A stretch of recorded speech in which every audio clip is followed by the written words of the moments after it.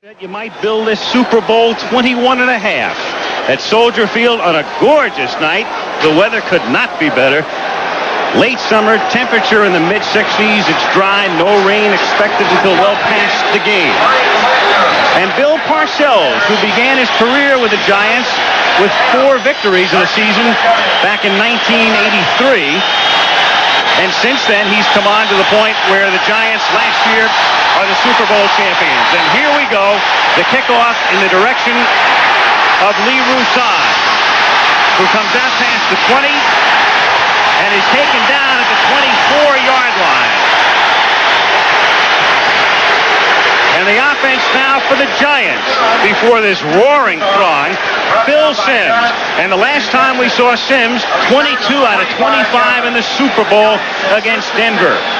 Once injury prone, now very durable. The backs are Morris and the blocking back Carson, Manuel and Robinson, the wideouts, and Bavaro, and the revamped offensive line with William Roberts now at right tackle.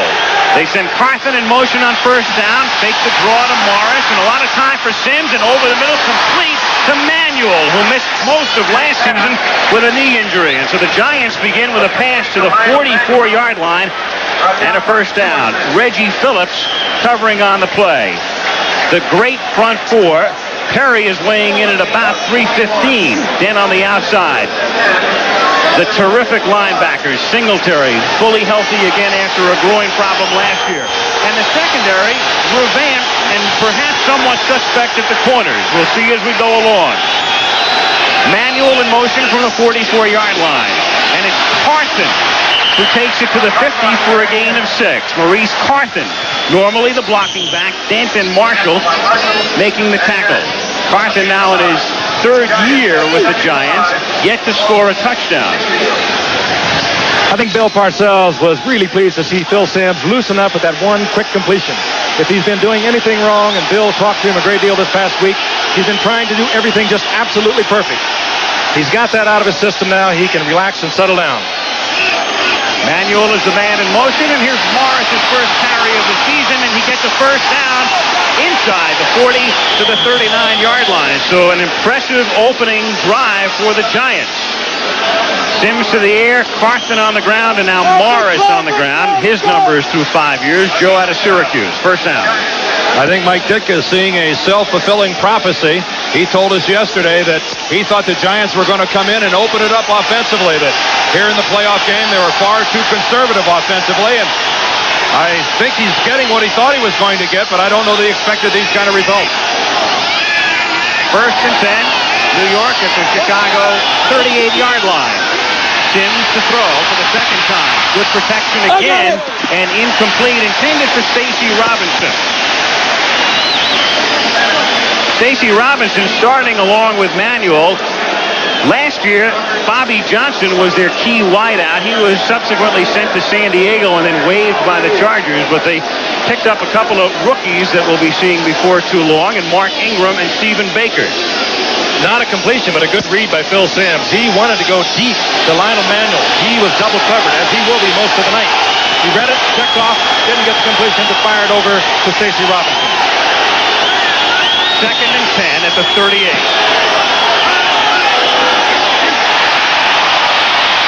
Simms close to a first, just shy of the marker is Lionel Manuel making the catch. Setting up a third and very short, and that time it was Duerson blitzing from his new spot, and he was picked up by Joe Morris. And Dan, you know the price you pay with the blitz, the single coverage. Well, Larry Wilson was a teammate of mine for years, and he used to tell me how many times he'd come on the safety blitz, and for every time he came in and got the quarterback, he went out just as fast when he was picked up, and that time Duerson took a fine shot from Joe Morris in the middle. Double tight end setup now with Bavaro on the left, and Moat, the other tight end, in motion. 3rd and inches, and it's Morris back of Carson for the first down, and a lot more. And out of bounds he goes at the 16-yard line. And this time, Maurice Carson to the left of your screen. If Carson gets the block, Joe Morris scores. He's going to throw on Bestie Jackson. Can't get him down to the ground. If Carson puts Jackson on the ground, Joe Morris goes into the end zone for 6. Giants at the Bears 16-yard line.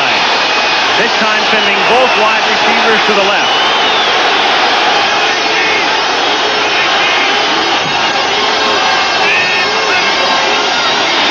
Morris cuts it back inside and takes it down to the 11-yard line. Right now, it's absolutely picture perfect, wouldn't you say, Dan, for the Giants offense. They came out, first play, loosening Phil Simms up, who, again, over the years, and I'll try to clarify that a little bit, has always had this feeling. He is a very strong competitor. He likes to do it all himself, and he will be a little tight. He loosened up with that completion. That's what Parcells wanted, but they moved the ball on the ground. They read the defense's dead solid perfect. 2nd and 4 at the 10. Simms pressured this time, jostled, loose ball at the 9-yard line, and Chicago appears to have recovered.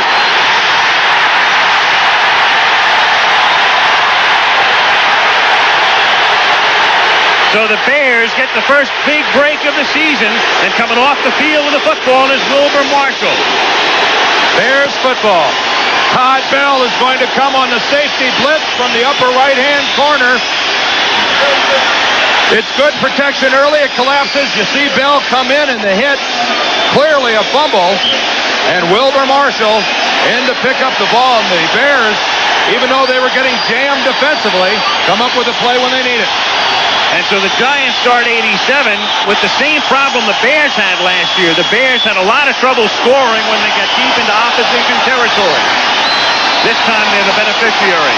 So here they come with Tomczak at the 8, first down. And Taylor lining up on the left side, and Lawrence goes back into pass coverage as the first pass of the season from Tomczak is caught by Emery Moorhead, the tight end. Mike Tomczak, free agent, undrafted out of Ohio State, local kid, born here, raised here, son of a coach, and there he is beating out Flutie and Jim Harbaugh, the rookie, as the starter in lieu of McMahon. Peyton and Neil Anderson, that's a switch from past years. Suey is on the bench. Gault and Morris, the rookie, and Moorhead, and there is the very good offensive line, though a little banged up, Hilgenberg playing in a shoulder harness. 2nd and 5 at the 13-yard line. Moorhead is the motion man. And it's Peyton's first carry of the season. The Giants feel he fumbled, and the officials are saying, no, the ground caused the fumble. Leonard Marshall has the football, but only temporarily. It's still Chicago's ball. I'd say they're hitting a little bit out there. Yeah, I think so, Frank. Keep in mind the field can't cause the fumble. Let's see when Walter lost the ball. He still has it. He still has it. Oh, I can't see it from that angle. You could see the ball in his arm when he was still about 3 feet off the ground. We'll come back and take a look at that from another angle, I'm sure. I suspect this is being reviewed. Now, remember, they have the line copy, what we call the line copy in the replay booth. That's what you saw originally, and they have replayed it and apparently have asked for a little more time. From a field-level camera, let's look at it again.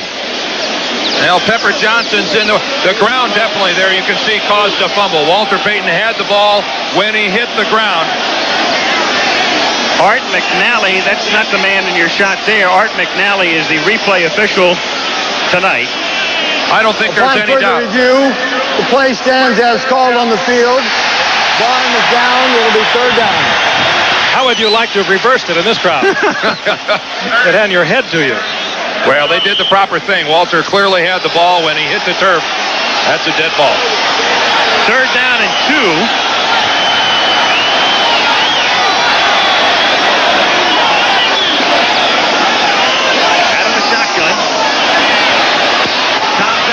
Fakes, and then a wobbly duck is incomplete.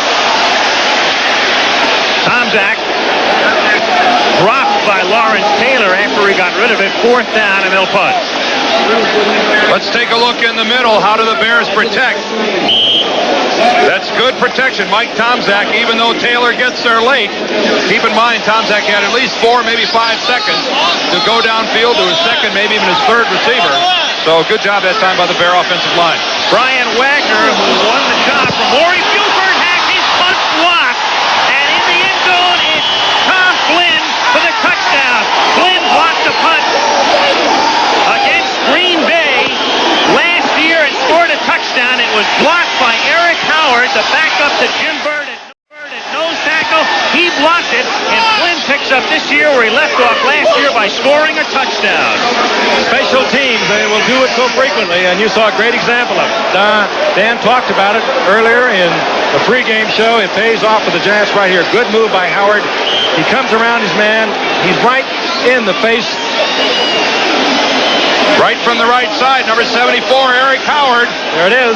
Doesn't go for the punter, goes for the ball. 2 yards in front of the kicker and gets the block. That's what they always must remember. You do not go for the kicker. You go in front of the punter, and that's where you're going to collide with the ball, and Howard was right on it. Allegre for the extra point. Giants on top, 7-0. Keep another thing in mind. They're down to their number 3 snapper. John Addix was the snapper on the punt to Wagner. A high snap. Giants cash in. 7-0 New York. Gale goes in for a touchdown. The kickoff is fielded back at the 3-yard line by Thomas Sanders. And a good run back. Past the 30. And dropped at the 45-yard line.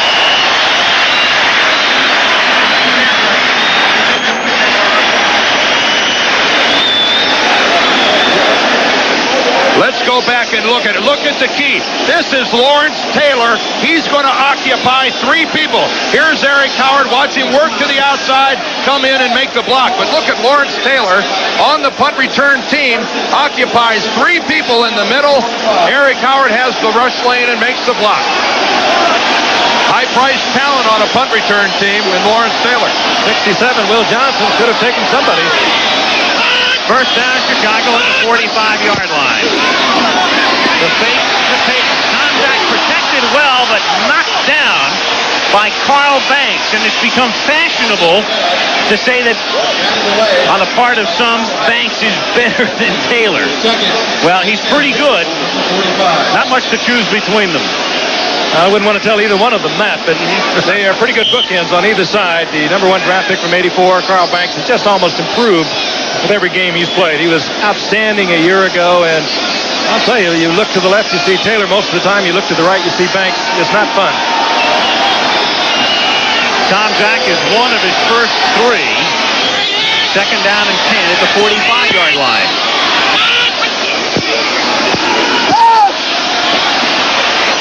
Trying to set up the screen, and there's no blocking there and no catch made by Emory Moorhead.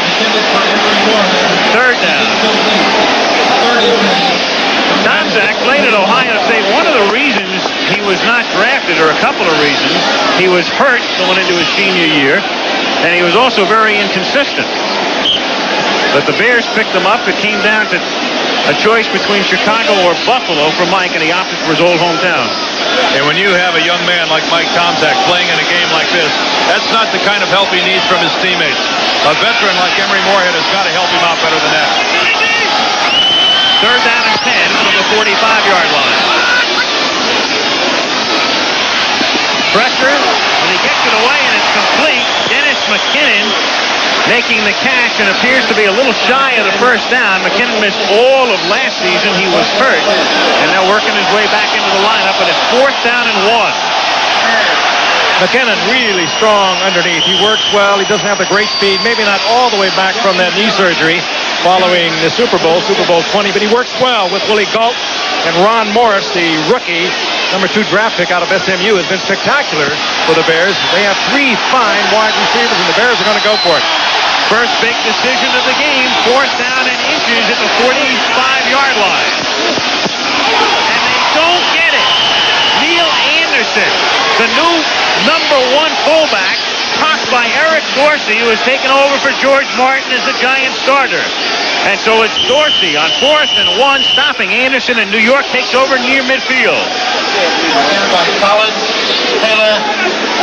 Eric Dorsey, Pepper Martin, Lawrence Taylor all in.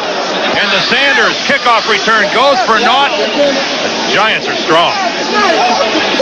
This night in Chicago, and the much anticipated Giants-Bears confrontation underway with 9:44 to go in the first quarter, and the Giants on top, 7-0, and the Giants have the ball at the 46-yard line. Bill Sims gives it to Morris across the 50 and out of bounds near the 47-yard line. And that'll set up a second and about 4. The Giants, and we'll watch the offensive line tonight. Dan Dierdorf, for years, a great offensive tackle with St. Louis. The Giants have been a very cohesive unit. Then Carl Nelson contracted Hodgkin's disease, and they had to make the switch, and William Roberts is the man on the spot now, who's been a left tackle his entire career and is really having a difficult time making the move to the right side. Second and 4 from the 47. Morris close to a first down. It'll either be 3rd and short or 1st and 10. Wilbur Marshall made the tackle. Let's take a look at William Roberts, number 66 at the right tackle position. Chris Godfrey, his guard, is going to put Mike Singletary on the ground. There's the key that actually makes the play go. Roberts is attempting to seal it off to the inside. And the Giants, I think, are stunning the Bear defense with their ability right now to run the football. Roberts came in a number 1 draft pick in '84 and won a starting spot before he had a very serious knee injury and missed the following season, and he is playing that off position. It's a 1st and 10, and it's Carson going through the middle. Not only will they miss Nelson because of his individual talent, and we have the game's first penalty, but the Giants were such a cohesive unit. Last year, they were the only team in the league that had all 5 interior offensive linemen start every game. Call is against New York. And, of course, the difficulties of the Giants compensating. Let's get the Illegal call. motion, number 84, 5 yards, still first down. Moat. The difficulties the Giants have in replacing Carl Nelson with William Roberts kind of pale in comparison to the struggle that Carl Nelson is having to undergo right now. And I know all of us would like to wish him well, and You bet. he's got an opportunity to come back and play next year. But William Roberts has big shoes to fill. Carl Nelson may have been their best run blocker up front. 1st and 15 at the 47-yard line. Manuel in motion. Bears jump. Morris takes it to the 45-yard line.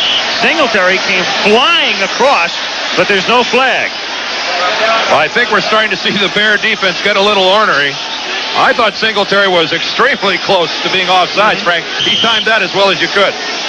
No flag, but he had a hole to fill when he handed off to Morris. Let's take a look at it. There's Watch Mike Singletary right from the middle. He'll come right through the gap, and he's very quick. He reads it well. He's a very bright, cerebral-type football player. There he has a hand on Phil as he hands off to Morris, and the Giants pick up some yardage from him, and very fortunate to get it. That's a Ben Johnson-type start. 2nd down and 11. Morris is flicked to the right. Morris is a wide receiver on this play, but he goes over the middle, does Sims, and it's incomplete. Intended for Manuel. So the Giants showing a different look to the Bears early on, with Joe wide to the right. Manuel going over the middle.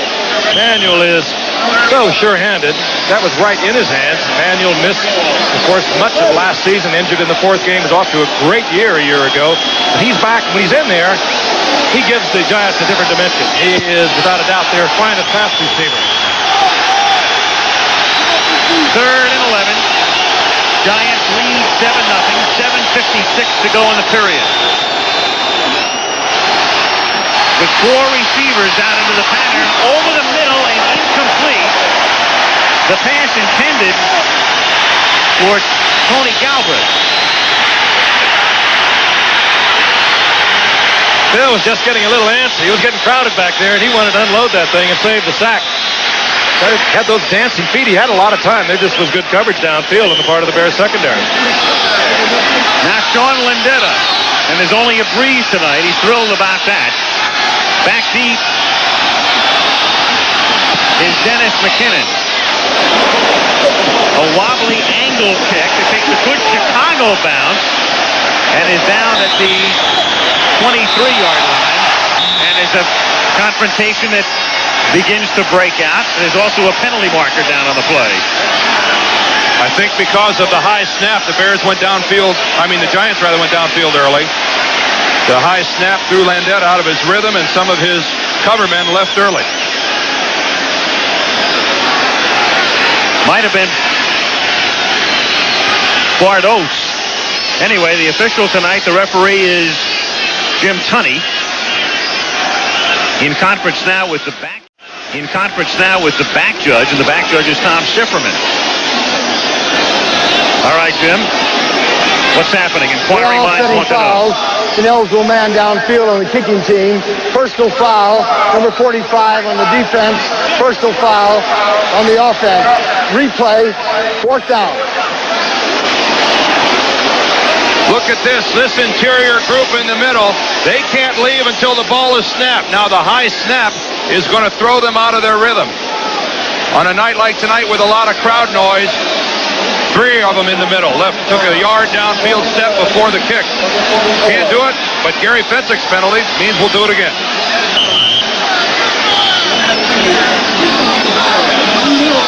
Again, Landetta second in the league last year in gross average to Ron Stark of Indianapolis. McKinnon is back. McKinnon at the 9-yard line. And Dennis brings it back to the 20, and we've got another penalty marker down. Another flag down in the direction of Reggie Phillips, who may have clipped on a play. Phillips getting tangled up with Mark Collins. And again, Tony will confirm, we'll get the call.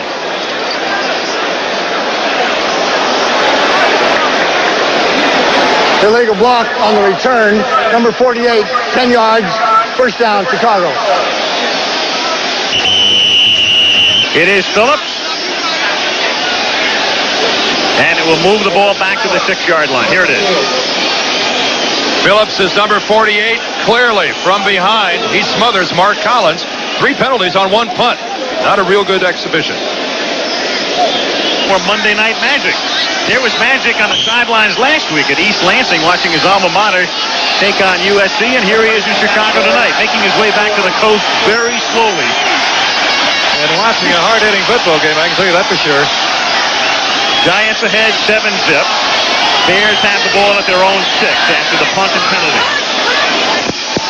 And they keep it on the ground, and it's Walter Payton trying to run through the middle, and he's dropped by Harry Carson after a gain of 1. The steady one. Love to watch Carson. He's been around now for 12 years. Just seems to step right up in there. He reads it very quickly, and he can still make the collisions. There he is, coming off his 8th Pro Bowl in the past 9 years. He is the heart and soul, really, of that defense. They look up to him. They believe in him.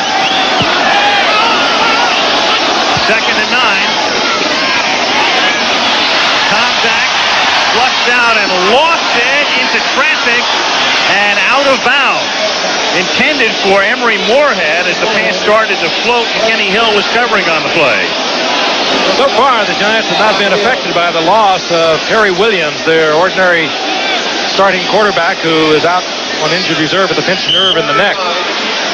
And they are down to just 2 cornerbacks. Elvis Patterson and Mark Collins started there tonight. The only other cornerback they have really is a safety man. That's Herb Welch. Thus far, the Bears have been unable to exploit that. 6:47 remaining in the first quarter. The Giants with a big advantage in total yards, and the difference on the scoreboard is special teams. The block punt. Shotgun. On 3rd and 9. Good protection, and over the middle, complete to the 20 to Anderson for a first down. Out of Florida, he's a big man. He's the starting fullback right now, but he also has great hands. We'll throw to him a lot this year. The dimension that he brings to that backfield that the man he replaced, Matt Suhey, does not. Now watch Lawrence Taylor, and he attracts the crowd. He draws Colbert, and he picks up Bort. He sees that all season long, and he still almost gets there. 1st and 10, Chicago from the 20-yard line. Moorhead in the slot and in motion. Tomczak, incomplete, intended for goal, covered by 4 Giants. Among the quartet was Harry Carson.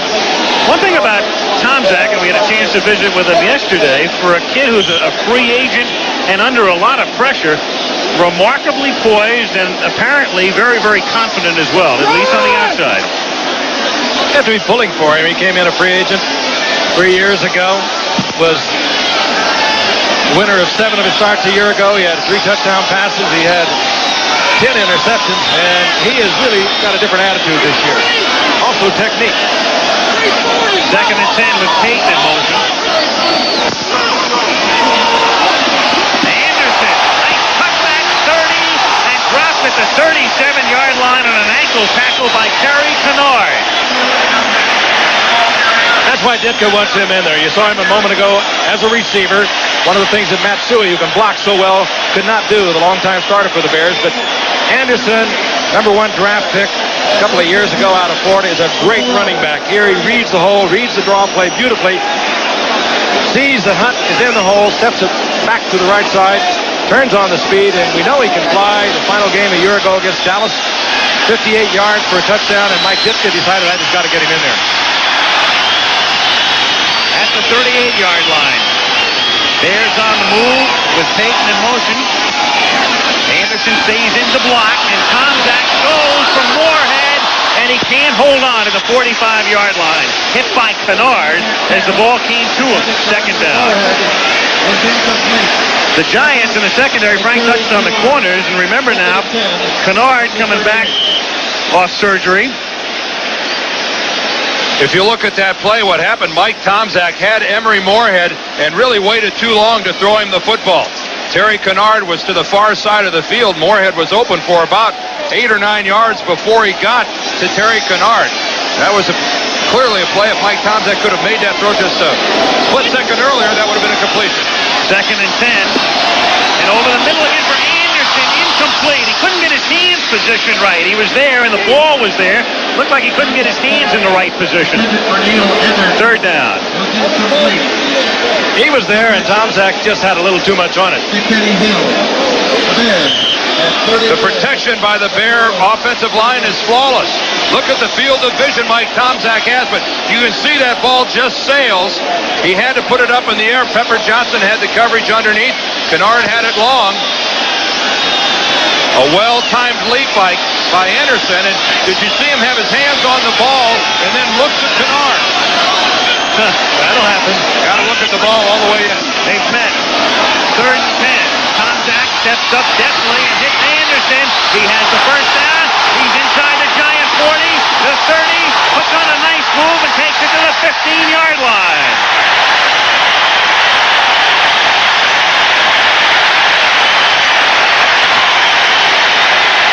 New star is born. He's waited to get in there. He can do so many things. That time he turned what a lot of backs would have had, a short gainer, into a big gainer. The key here is go to the side of the blitzer. Look at Lawrence Taylor come from the top. Picked up by Jimbo Colbert. That opens up that side of the field. Tomczak reads it. No one there to pick up Anderson. Andy heading way off his assigned man. And Anderson down the sideline for 47. But the good read by Tomczak goes to the area vacated by Lawrence Taylor on the blitz. First and 10 at the 15-yard line. On the ground, and this time it's Calvin Thomas, the big fullback, at 250 pounds in his 6th year out of Illinois, who spells Anderson and gains a couple. We've mentioned before, last year the Bears, and look at that, inside the 20-yard line, scoring a touchdown only 38% of the time, worst in the league. And the league average, as you see, is slightly more than half. Thus far for the Bears, a very quiet Walter Payton, as Neil Anderson has been shouldering most of the work. Second and 9. Tomczak looks to Payton, and Walter at the 10-yard line, and that's all. He is 4 yards shy of a first down. It'll be a big 3rd and 4 coming up. Carson making the stop. That time the Bears brought Matsui into the lineup, kept him back in to protect Mike Tomczak. He didn't have to pick up anyone, releasing Walter out into the pattern. A versatile player is Walter Payton. His hands are as good as his legs. There's not much he can't do. This drive, remember, started at Chicago's 6-yard line. So thus far, 84 yards with Tomczak at the helm. It's 3rd and 4 at the 10. And Tomczak hooks it out to Shuey, and Shuey is down to about the 7-yard line. So here's Ditch's first decision now. 4th down and a yard at the 7. Get first by Carl Banks. 4th and 1, 2:15 to go. in the first period. Parcells awaiting Ditka's decision, and he's going to go for 3. And how much of his decision was based upon the fact that he's already tried it once on 4th and 1 and got stuffed at the line of scrimmage? You have to think in this field position, given these circumstances, he'd go ahead and go for the first down, but I think Mike has lost a little confidence up front. Kevin Butler with Jim Harbaugh, the rookie, holding. 24-yard attempt. And good. So a nice, well-conceived, well-run drive by Tomczak results in 3. A minute 39 to go in the period. 7-3 Giants. Traded with Mike Lupick, the biggest Giant of them all. We saw him this morning, and I said, well, if it isn't the best-selling author. And he said, yeah, me and Tolstoy. His team on top by a score of 7-3. He's had a lot of fun on game day. Here's another one's done a lot of fun on game day, Mike Ditka. I don't know whether he's got a book out. He's got a book out too, doesn't he? He owns Chicago, as a matter of fact. A book, a video, a few restaurants. Ryan Wagner, who had the punt block, is the kickoff man, and it's a short kick. And it's fielded up at the 14 by George Adams. And Adams loses the football. Out of bounds it goes. They're going to say he was down. They're going to say he was down. And that is the call. Initially, let's see. Tunney with the side judge. That's Nate Jones in on the call. Wagner eventually came up with a football. You know what kind of football game you have, and you see all these balls coming loose. There's some real pounding going on. Let's take a look at it again. Adams, of course, coming back after missing a year, and a real addition to the Giants' offense. Hammering into Gary Finsick, and when you want a collision, just call on number 45, Gary Finsick, and he clearly was down. So the Giants will maintain possession and the first down. That's Eddie Hughes on the right, or to the left of Mike Ditka. He's the offensive coordinator, was a fellow coach of Mike Ditka's, and Ditka was coaching down with the Dallas Cowboys. The delay here is because they are taking a look, and now they say it stands at the 31-yard line. 1st and 10 for the Giants.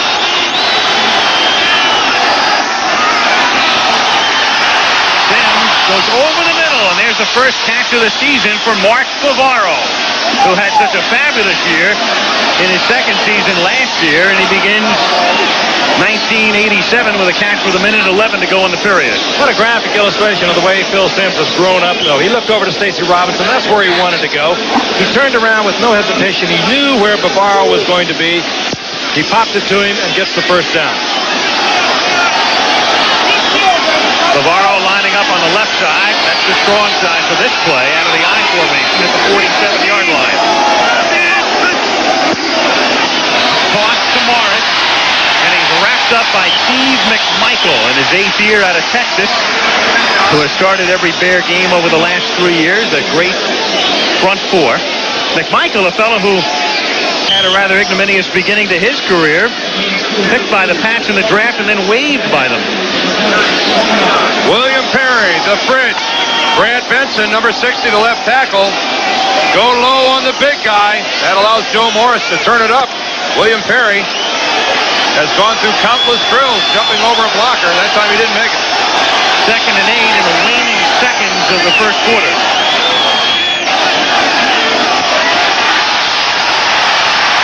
Sims wrapped up, sacked at the 40-yard line. Mike Singletary and Wilbur Marshall in tandem. And great coverage downfield as well. When you bring that many people, you have got to have single coverage somewhere. Phil Simms just did not have the time to find it. Here's Mike Singletary already lined up on the inside. But watch it. Good protection initially by the Giants. Phil Simms has time up front. He looks downfield to find a receiver. When a quarterback gets back there and plants, he's got time. He should have thrown it. Not a helter-skelter defense at all. Good coverage downfield, good penetration. Phil Simms just with no receiver open, couldn't get there. We start the second quarter. Al Michaels, Frank Gifford, Dan Dierdorf. Opening night in Chicago. Giants on top 7-3. And as the second quarter starts, it's 3rd and 16. From the 40, Sims sacked again back at the 30-yard line. Back-to-back sacks. This time McMichael shooting straight in and Wilson blitzing from his linebacker spot. But the Bears only sent 4 people that time. Wilson came from a down position, and the Giants, even from the shotgun, could not make the coverage and protect Phil Simms. Here's Otis Wilson. He's going to work against William Roberts. That's a linebacker against the tackle. That's a block Roberts has to make. You have to. He just doesn't drop deep enough. Wilson beats him to the corner. And then a punting on 4th and 27. Taken by McKinnon at the 26. And back out he comes to the 40-yard line.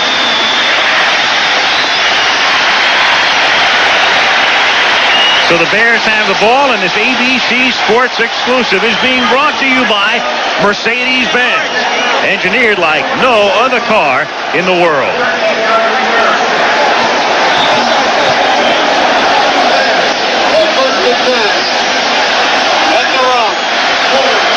Mike Ditka, beginning his 6th season as the head coach at Chicago, and he's now signed through 1990. Calvin Thomas is the fullback in this set. Moorhead in motion.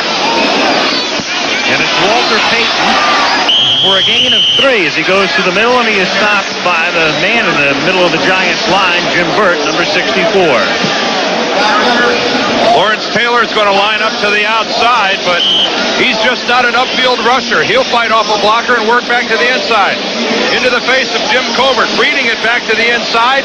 Plants, gets a helmet, in on the tackle of Walter Payton with about another 6 New York Giants. This guy is just not that upfield flash. He'll stick his face in it when he has to. 2nd and 7 now from the 43-yard line. Anderson is back in the game, and it's Payton again with the football. Walter coming back the other way for a gain of 3 more, and it's Taylor making the stop. And vintage Lawrence Taylor, he is ever so quick. That's what he says is his greatest attribute. Now watch him. He looks upfield, reads it to the inside. Now he gets caught inside, but he has that quickness, reads it again to the outside, gets out there to make the stop, and he catches Payton after only a pickup about 1.5 yards or 2 yards. What an athlete he is.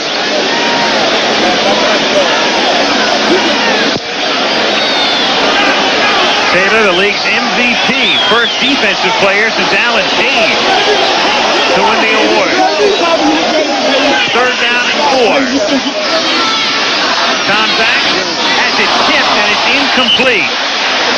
He was looking toward Gentry.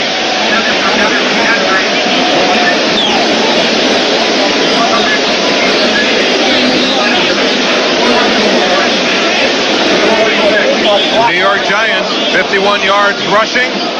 They dominated the line of scrimmage running the football, even though the Bears have the advantage in total offense, but the turnover, that's good for a touchdown.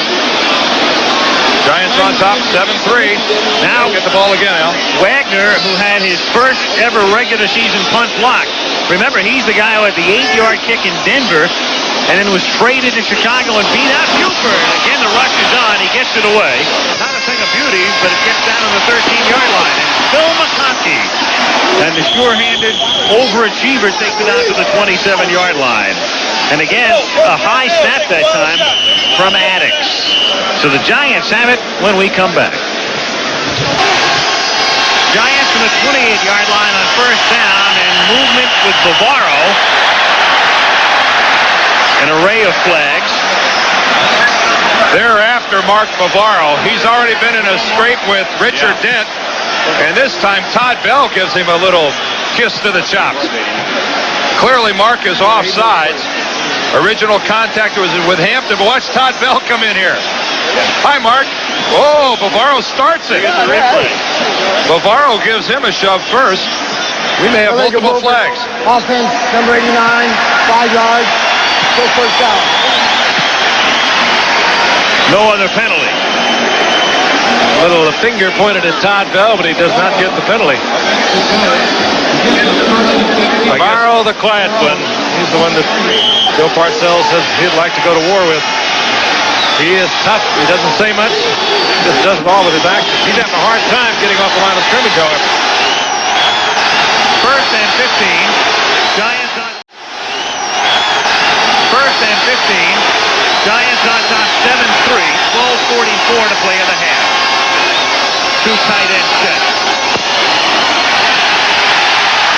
Flips it out to Carson. And he's out to the 30-yard line where Mike Singletary makes the tackle, and it will be second down and about 8 upcoming. Singletary, the man in the middle of that fearsome threesome for Chicago. Hampered last year by a groin pull. He missed a couple of games, felt he came back a little early. Feels great, though, in 87. Remember we showed you William Perry attempting to jump over a blocker, not making it. That's exactly how you do it. Mike Singletary making the leap over Zeke Moss. Second and 8. Morris escapes a tackle from McMichael and turns a loss into a gain as he takes it up to the 32-yard line. Bears are getting the penetration they did not get in the early going. They are into that backfield on almost every play. It's almost like you can see them building and building and building. I can hear them building and building. You literally can hear it all the way up here. 3rd and 5. Third down, that means Galbraith comes in. He was the man on the bubble that made the cut. The final 45, and McConkey's also in the game. And, of course, the key receiver for the Giants on so many third down occasions. McConkey in motion. Sims from the gun. Flips it out to the near side to Galbraith. And the all-time leader among running backs in receptions in the history of the league takes it out to the 43-yard line. Tony Galbraith is mainly on the bubble going into this season. Been around for a long time. Started his career in New Orleans, went up to Minnesota. The Giants have had him, and as Al pointed out, the all-time leading receiver for setbacks. And that, of course, will go down in the books as a running play because it was a lateral. And no matter what it reads in the books, it reads first down. So it adds to his rushing total. He's the oldest running back in the league at 33. From the 44-yard line. Sims, incomplete and tipped. Richard Dent really put a hit on Sims, and Phil is still down. Phil got sandwiched that time. He's lying on top of Joe Morris and can't even move far enough for Morris to get up. Caught in the crossfire that time, Phil Sims. Quickly up is Jeff Rutledge, but more concerned right now is Phil Sims. He remained prostrate on the carpet. And Rutledge is a guy who threw one pass all of last year. Joe Morris staying in to block. Now Phil's going to be forced to move to his right a little bit, but right in the chops. Richard Dent puts the helmet right in the neck of Phil Sims. The completion of the play doesn't mean a whole lot as Phil is still on the ground. And this, for the moment, is about the worst sight that Bill Parcells can see. Phil Sims came into the night with 48 consecutive starts, along with Dan Marino, the most durable two quarterbacks with the running streak going. As we look at it again, he has been very durable in his early years, often prone to injuries, but again, you saw the collision. Dent and Sims. And that was helmet to helmet. Richard Dent beat Billy Ard around the corner, and you could see Phil's helmet snap at the impact of Dent's helmet, meeting him right in the ear hole. And if you've never been inside one of those, Dan, it's hard to explain how loud that is in there. And the head just sort of rattles around like a peanut. Well, that's a good sight as Sims is able to walk off under his own power, but because the timeout had been called, he has to come out for at least one play. And when plastic meets plastic, there are shock waves you feel through your whole body. That's Wilbur Marshall upfield, but here comes Richard Dent. Oh, look at the impact as he just hits Phil Sims right in the ear hole. And Phil says, I'm staying down for a while. They will be very careful. They'll look Phil Sims over. That could produce a concussion so easily, and they'll be very careful before they get him back in it. Now, the Giants are going with just two quarterbacks, one of 19 teams to opt for only a pair, and so it's Rutledge at the 44. He threw one pass last year, and that was off a fake field goal. So the sparingly used Rutledge goes to the air, and it's incomplete.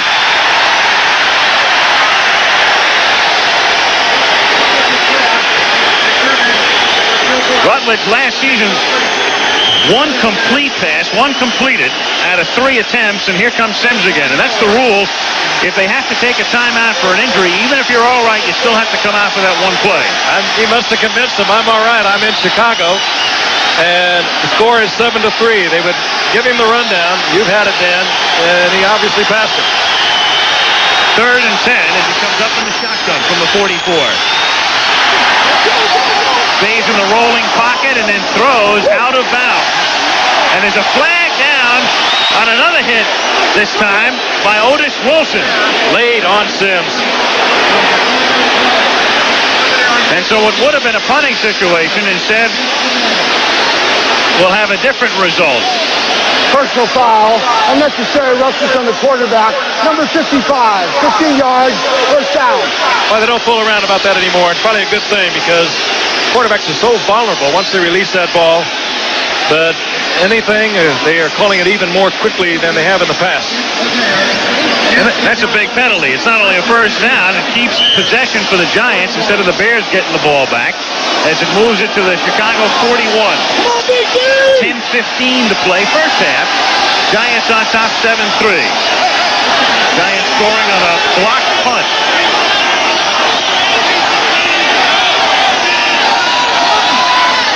First and 10. Sims to Morris. Out of bounds at the 37-yard line. It'll be 2nd and 6. Saw Todd Bell come up there and make the pop on Morris. We'll go back and take a look at the penalty now. Phil Sims is looking. Finally, he just unloads it, throws it out of bounds to save the sack or the interception. And here comes the pop by Otis Wilson. Well, the mistake, and it's very reminiscent of Charles Martin's play on Jim McMahon, is that, all right, clearly he's in the grass, the ball is long gone, and then like 2 seconds later, Otis Wilson throws him to the ground. Now, it didn't have the same effect, but you don't expect a veteran to make a mistake like that, like Otis Wilson just made. 2nd and 6. Carson can't get started. Dan Hampton stopped him in his tracks, number 99. Have you noticed the subtle little shift here? In the first quarter, the Giants were moving the Bear defensive line off the ball. This game is now being played in the New York backfield. Whether it's a pass or a run, that time Dan Hampton just sliced to the inside on William Roberts and made him look bad. They're getting that penetration they did not get in the early going. And it is starting to build. Giants need something big, and I know they know it. Just to quiet things down, to quiet the Bear defense down. It's going to be 3rd and 7. And it's also going to be a timeout, Giants. So Sims goes to the sideline with 9:30 to play in the first half, and the Giants ahead 7-3. 38-yard line, Lee Roussan is in, number 22, along with Carson, who stays in the block. And finally, they get to Sims, and the floater is incomplete. He had initial great protection, as much as he could have hoped for. And after the play, it's Wilson and Sims renewing acquaintances again, and a few others. Yeah, that's just terrific coverage. Deep, plenty of protection, Dan. Plenty of protection, Frank, and it's interesting what the Bears are doing. They're putting Otis Wilson at defensive end. They're taking William Perry out. Here's Otis Wilson. He's going to rush on William Roberts, but they're taking Perry out, and because of the speed, it's Otis Wilson, and he's going to go clear upfield and loop all the way back into the play and hit Phil Sims from behind. Excellent hustle that time by Otis Wilson. So on 4th and 7, it's Landeta in to kick. And the Bears, thinking the Giants may be pulling something here, only have Dewerson back deep. And here go the Giants now shifting. Remember, Rutledge is there. He's the quarterback. He's under center. The Bears not really fooled. A lot of their key defensive people are still in there. They'll just run the clock out, and they were just going to look it over. They're in so close inside the 40, they don't mind the 5-yard penalty. If they would have got a certain kind of a lineup by the Bears defensively, they would have gone with the play. They looked it over. The Bears were ready for it. They didn't do it. It didn't hurt them a great deal with Landeta being able to punt like he can. They'll just back him up 5 and Delay punt penalty away. is accepted. The yardage is declined. 4th down, same spot. Now that was a good example of a couple heavyweights sparring right there. A big league play by the Giants, and the Bears defensively just played it as good as you could. Absolutely. Instead of sending McKinnon back, they had Dewerson still in the game as a deep man, and they still have him in down at the 10-yard line. Penalty, by the way, declined. So still 4th and 7. And he kicks it into the end zone. And a good decision by declining it. It might have forced Landeta to go deep, carrying it into the end zone, getting the touchback, and it'll get the Bears ball out on the 20. Not much of a pickup. Landeta choosing not to go for the corner. He tried to hang one high, he didn't get it, and he gets the touchback instead. It's Soldier Field. He just wants to make contact. Well, you know, it's really a lot easier to pooch it down the middle of the field and get the play than it is to angle it to the sideline. So many times they try to angle it, they miss-hit it, and they end up getting about an 8 or 9 net yard punt. That time you just hit it a little too sweet. Now the Bears at their own 20. Giants ahead 7-3, 9:15 to go in the half. And too high for Walter Payton. Payton, just a few passes behind Galbraith. We mentioned that Tony is the all-time leading receiver among running backs, but if Payton has a typical Payton year, it'll sort of be like it was years ago when Nolan Ryan and Steve Carlton were going hand in hand for the strikeout mark. Don't you love that record he has, though? One of the many records. 169th consecutive start tonight. That's for running back. That's just amazing. Most in the NFL at the moment. The top running back other than Walter Payton is Cincinnati's James Brooks with 33. And a bunch of flags, and Tom Thayer is in the middle of this one, number 57. We didn't say it was going to be pretty. Number 57. 5 yards. Still second down. Just to pick up on what you said, Frank, just to put it in perspective, Payton has started every game for the last 11 years. 2 other backs, Brooks and Kurt Warner, are the only 2 other backs in the league who started every game in the last 2 years. It's amazing. And he's a running back. That's what's the amazing part of it. Second down and 15 at the 15. Anderson. And he's out of bounds at the 23-yard line. A nice compliment to Walter Payton. He's driven out by Elvis Patterson into the horde of photographers and helped up by Jim McMahon. Bill Parcells, he would not work out here last night. He is superstition. He admits it. He would not work out at Pasadena. The first time the Giants saw the Rose Bowl was when they played the Super Bowl in it. That came about because he worked out in Dallas in the opening game a year ago. The night before the game, they lost. They worked out against Seattle. The night before the game, they lost there. That was it as far as Bill Parcells was concerned. Meanwhile, McMahon on the sidelines and on injured reserve at least for 6 weeks. Third down and 7 at the 23. Tom Zach in an interception at the 40-yard line by Herb Wells. On a miscommunication, the intended receiver, Gentry, not even looking back as Tom Zach threw. And so Wells, the nickel back out of UCLA, the backup corner and one-time safety, makes the interception. And a 12th round draft pick. Let's look at it again. This is the second consecutive bad pass that Tom Zach has thrown. He threw one to Payton a moment ago that should have been picked off. This was poorly thrown. Actually, right back in the middle of it, and looked like he might have even got a finger on it. yeah, Banks deflected that ball. Carl Banks got a hand on it, altered its course. That might have been a completed pass. And could just as well have been an interception by Banks. First down, Giants at the Chicago 34-yard line. Morris initially missing him. Todd Bell. And then Morris runs into a gang, and he stopped after a minimal gain. Yeah, this is why Todd Bell, Mike Ditka wants him in there, Dan. Well, he's the best hitter in the secondary, and Joe Morris actually trips over the legs of Billy Ard and goes down. But you're right, Todd Bell is, what's the old saying, plays with reckless abandon? Well, he's taking it to a new level. He's always around the collision. Well, his needing to be in the lineup is put Gary Fensick on the bench. Meanwhile, Rutledge has come back in now on second down and 9. And Rutledge is greeted with a sack at the 40-yard line. Singletary and Wilson again doing a double team action.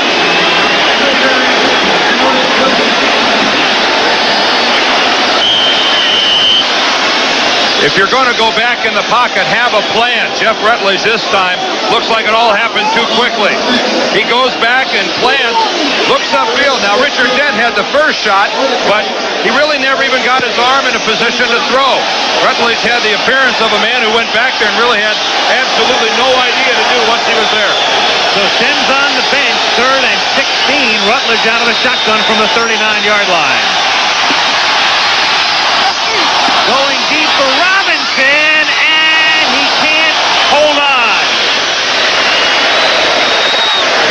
Bessie Jackson was back there with him. The second-year man out of Washington who's done a good job at corner. And it could just as well have been picked off. It was great positioning by Jackson. A pass that I'm sure that Phil Simms would not have thrown. Had he thrown it, he would have thrown it much deeper, even out of the end zone. Look at Jackson. Lets him get by him. Sprints into it, reads his eyes. He sees those eyes. He knows the ball is coming and is right there. Landeta to kick now. And again, Landeta kicks it right down the middle, and it's a touchback. So Landeta's had 2 opportunities to go for the corner. Instead, he kicks it into the end zone. That's pretty good for the gross average, not too terrific for the net. 7-3 Giants. IBM presents You Make the Call. Just after Neil Lomax of the Cardinals has thrown a pass downfield, a Buccaneer blitzer who had been attempting to block the pass strikes a glancing blow to the side of the quarterback's helmet. Now you make the call. Is this illegal action by the Buccaneer blitzer? Never permissible to strike any player in the head at any time. Out of the ball game. Dan and I have both been in that funny world as a twilight zone when you can just almost know where you are. You're almost aware of what's happening. But I think Phil Simms has just decided, I've been brave enough. I may be hurting this ball club. And he did decide it himself. He removed himself from the ball game. He said he was dazed and dizzy and has been administered some smelling salts on the sidelines. And you can't go by outward appearances. He may have a little double vision. He could be groggy. He could be who knows what's going on. And a quarterback less than 100% isn't a whole lot of help to his ball club. Bears take over at their own 20. Giants ahead 7-3 midway through the second quarter. Takes the fake. Going deep for Gold. Incomplete. Willie had gotten by Terry Kennard, but also back there helping up on the play is Mark Collins. So the speedster, who had a good preseason, it's incomplete.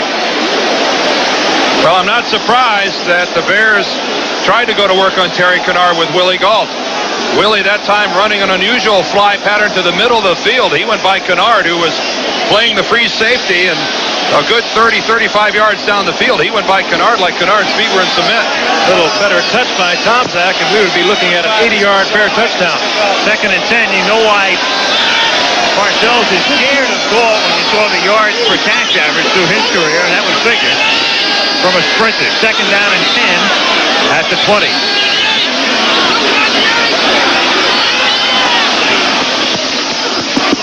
Anderson taken down on a nice play by Pepper Johnson because Anderson tried to straight arm him and Pepper stayed right with him and took him down at the 19-yard line. The man replacing for the moment anyway, Gary Reasons, who held out.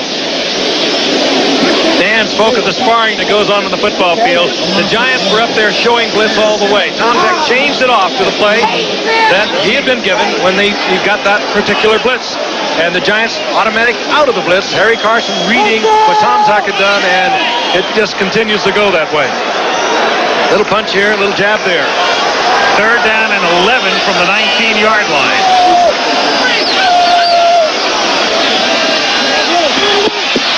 Four-man rush, good protection, and a juggling catch at the 38-yard line by Ron Morris. The rookie receiver out of SMU, drafted in the 2nd round behind Harbaugh, and Ron Morris makes his first professional catch. 2 things happen. The Bears come with only 4 men up front. You see Colbert take Taylor clear to the inside. Look at the time that Tomczak has. Morris just breaks his move to the inside, and Welch gave him the move, and hands of flypaper. That's what Mike Ditka said about Ron Morris. And Willie Gault, what's he say? Looks like James Lofton. High praise. And he says Morris has no problem going over the middle. He's in motion from the 38-yard line. Quick opener. Neil Anderson exploits it to the 45-yard line. Stopped by Harry Carson. It'll be 2nd down and 3, and the clock ticking down to 5:35 to go in the half. And a gradual changing of the guard. We talked about it earlier. Walter Payton says this will be his final year. And, of course, you can look forward to a lot of years from Neil Anderson. But Ron Morris, whom we saw a moment ago, teamed with Willie Galt, will give the Bears definitely a very different dimension in the passing game. Both good outside receivers. 2nd down and 3 at the 45-yard line.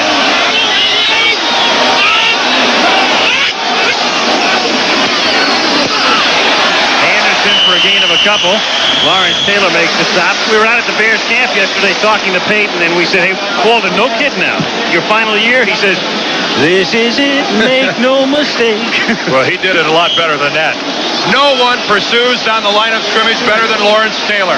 Sees it going the other way, goes flat, gains some ground upfield, and on the line of scrimmage makes contact with Neil Anderson. Now, Anderson's momentum carried him forward a yard, but there's no one in the game that does it better than that. You know, he told me Thursday he's weighing 250 pounds, and he carries it well.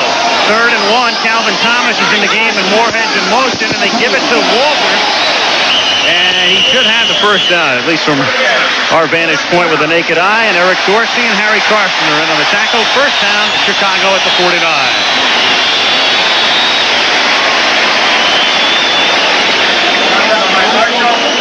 Soldier Field on the lakefront. Bears talking about, hopeful of getting a new stadium, but among other things here, they're going to change the surface next year from turf back to grass. Unanimously applauded by 90 guys on our speed card. I know that. Especially those veterans with the wobbly knees. The players universally would much prefer to play on a grass field. 1st and 10, Chicago at the 49.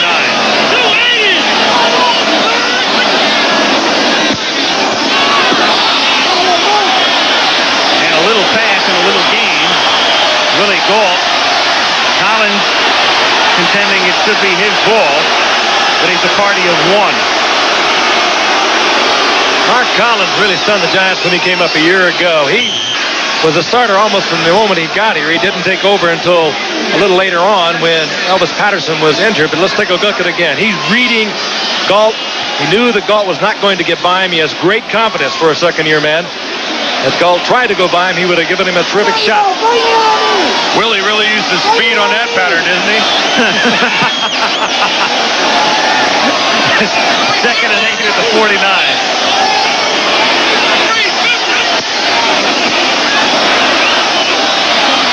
Over the middle and into traffic and complete at the 32 to Willie Galt over the middle. Well thrown ball by Tom Zach because it was good coverage by Collins. He was right with Galt all the way. Tom Zach maybe zeroed in on him with his eyes a little more quickly than he should have, but Galt breaks it off. Collins is there. Had to be thrown awfully well. He zips it in and gets the 1st down. And the New York Giants are going to have to change their philosophy up front. Look at the lack of pressure on Tom Zach. And that is as well as you could throw it between 3 converging New York Giants. But look at Kennard, 43. How far out of the picture he is. He's got to get in on that play. 1st and 10 at the 33-yard line. Tom Zach too high again. 2nd time he has overshot Peyton. Walter is 5'10", needed to be 6'2". How could he throw that one so beautifully just a moment ago? And, of course, he's frustrated himself with it. But that's twice now. He's trying to get the ball out on that little pass to Walter Payton and is overthrown it. And Ditka is really exercised on the sidelines. Now, he'll give you a little emotion out there. Frank, how often do we say that that's the most difficult pass for a quarterback to throw? And I think a lot of people don't believe us. They'd say, my God, the pass 30 or 40 yards downfield has to require more touch. Not so. I think we're seeing why it's so difficult. And they're moving right away from him. 2nd and 10. Tom Zach takes a real shot, and it's incomplete, and there are flags all over the joint in the secondary. Kennard and Gould. And Elvis Patterson just knocks Mike Tomczak into a complete somersault.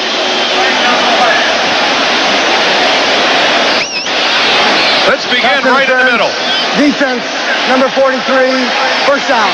2 Pro Bowlers, Hilgenberg and Burt. But the protection was there, but it forced Tomczak back a little bit. But here comes Patterson. A legal hit. He took his 1 step. long as it's only one, you still get that shot on the quarterback. And if you're going to run all that way, you might as well get a hit on the QB, and that time Elvis did. And Patterson comes off limping, and that's the last thing the Giants need right now because they're already shy at the corners. Nothing a defensive player hates more than limping off the field after hitting the quarterback. He's still in the game, and you're out. The penalty was on Kennard. Wells comes in at corner, And it won't take them long to find him. he's a safety by trade. They keep it on the ground on first down, and it's Neil Anderson for next to nothing. 2:10 remaining in the half as they massage Patterson, and he'll get a couple of extra minutes to work that kick out because we have come to the 2-minute warning. That probably is a cramp, and the Giants are certainly hoping that it is.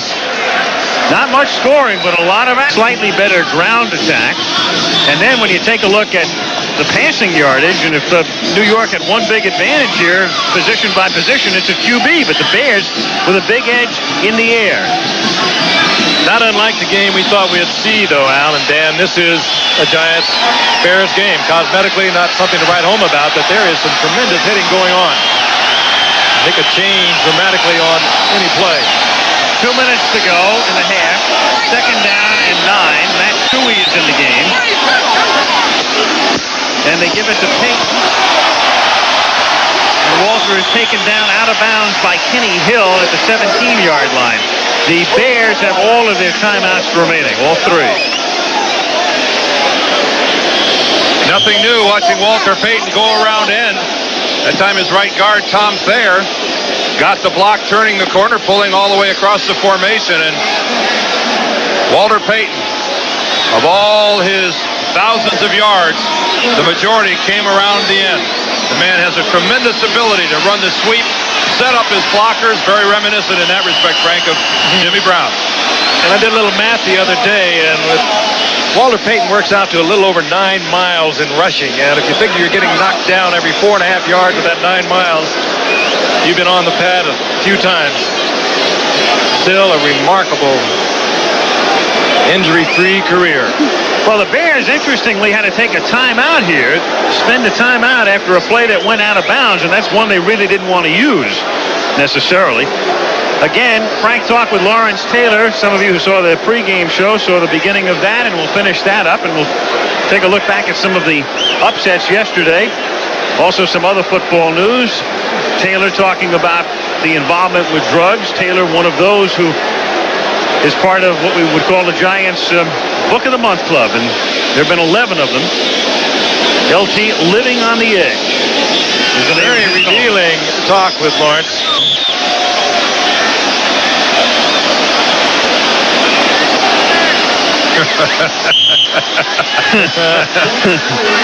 I'll do anything to get to Soldier Field.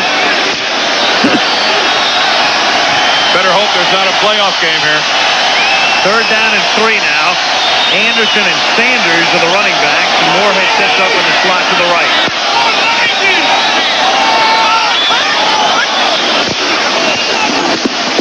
Anderson for the first down to the 3-yard line.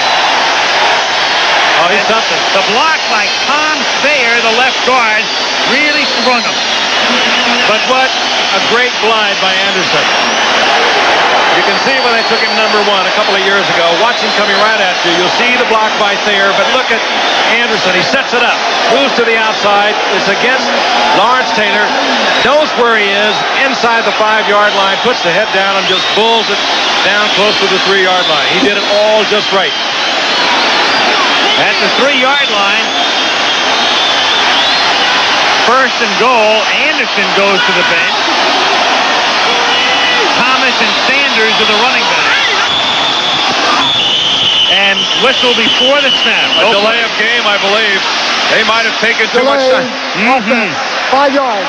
Still first down. A little rocky. A timeout they called a while ago they didn't want to call, and now delay of game. Oh, that's a penalty you can't take. You can't take that on the 3-yard. You can't take that on the 3-yard line. Now, Mike Tomczak, the quarterback, will automatically get the blame, but I'll tell you, more often than not on a delay of game, it's because the play takes too long coming in from the sidelines. Well, the wrong people are out there. And the clock was ticking down. We're down to 1:02. The Bears have 2 timeouts remaining. First and goal at the 8-yard line. Anderson stopped for no gain. They still have Payton on the bench. Walter walking around, but not in the game right now. Marshall makes the tackle, 2nd down and goal. There's Payton. What the Bears would love to do optimally is not only score, of course, but take as much time as they can off the clock, and they're accomplishing that for the moment. Meanwhile, Payton getting re-wrapped.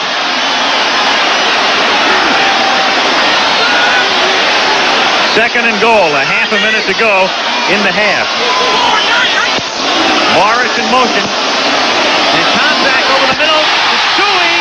And Suey is down inside the 1-yard line. Well, the clock's still running. The Bears better get moving. 13, and now they call a timeout. They take the timeout with 13 seconds. Inside the 1-yard line. Well, there's a situation where Mike Tomczak has got to stop the clock quicker than that. Matt Suey tries for the goal line. Definitely not in. Tomczak made a very young mistake, Dan. He looked over the sidelines. He thought it was a touchdown. He was waiting for the arms of the official to go up in the air, and the seconds just continued to tick off. Well, they've taken enough time off the clock so they don't have to worry about the Giants if they score, but what they have to worry about right now is not getting it into the end zone. It is also 3rd down. They have 1 timeout. And what about Perry? You begin to think about the refrigerator, who has gotten his weight down to the point now where Ditka says he could be used in this situation. But there he is. One of the problems with that right now is Perry hasn't been out on that field for a long time. And he is not what you would call loosened up and warmed and ready to go in there. And I think that probably would be one of the things that would mitigate against his being in there as a running back. Hard for me to imagine that he's not loose. He is sort of revolves when he moves, doesn't he? Last week, though, Mike put him into the backfield for a short yardage situation in their game with the Raiders, and he jumped offside. 3rd down and a whisper. 13 seconds. Thomas and Sanders are the running backs. Oh! Almost illegal procedure, but Thomas goes in motion, and Tomczak takes it across the goal line, at least from the naked eye, and now they make it official. Touchdown!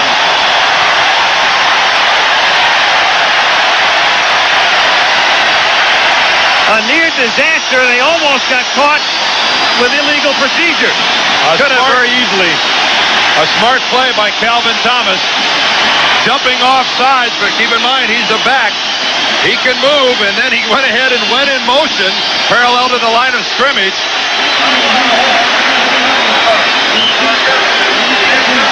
That was close. So Tomczak in for the score. Bears have the lead for the first time in the game. Harbaugh, the rookie quarterback, holding, and Butler to kick. And the Chicago Bears have mounted another very impressive drive. 80 yards, 15 plays. They lead 10-7. Yes, we'll have to give a little confidence to Mike Tomczak, Dan. Made a mistake, let the seconds run off the clock, and he came right back, followed the center, the right guard there, into the end zone. Calvin Thomas in motion.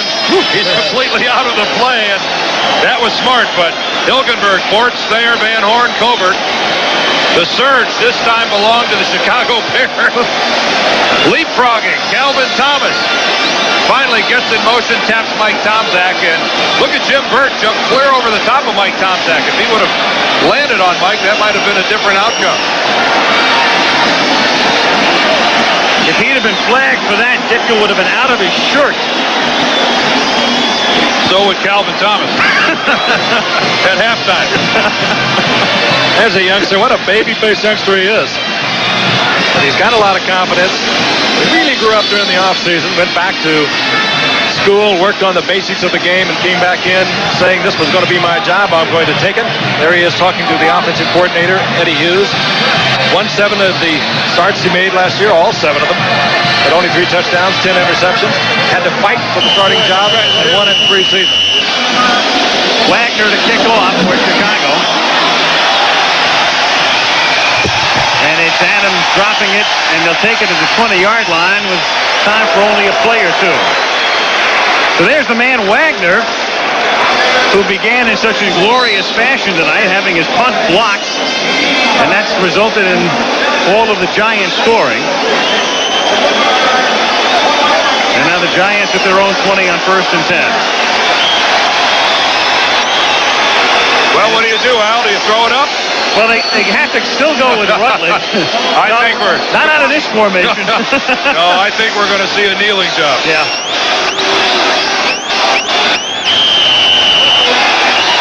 And so that's the way the first half is. The Giants had all of the early momentum, and then it shifted back and forth. Sims leaves the field, still dazed. Payton wasn't in at the end. We'll check on that in the first half. Ditka comes off the field with his team on top by a score of... Late in the fourth quarter in St. Louis, Dallas leading the Cardinals by 10. Neil Lomax hit Roy Green, who beats the rookie corner Ron Francis for a touchdown to make it 13-10. The Cardinal defense then held. They got the ball back into the other side of the field. This time goes Lomax again for Green, who gets by Everson Walls for the touchdown. The Cardinals would score again, 3 touchdowns in the final 2 minutes. St. Louis upsets Dallas 24-13. In Houston, another big upset. The Rams at 1 point leading by 13, but then late in the fourth quarter, Warren Moon finds number 81, Ernest Givens at midfield, and Givens goes 59 yards for the touchdown to put the Oilers on top by a point. They added a field goal and shocked the Rams 20-16.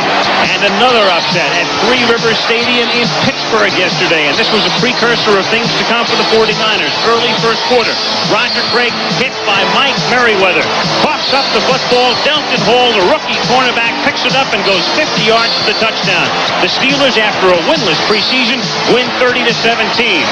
Superdome, New Orleans, Saints and Cleveland tied 7-7 third quarter.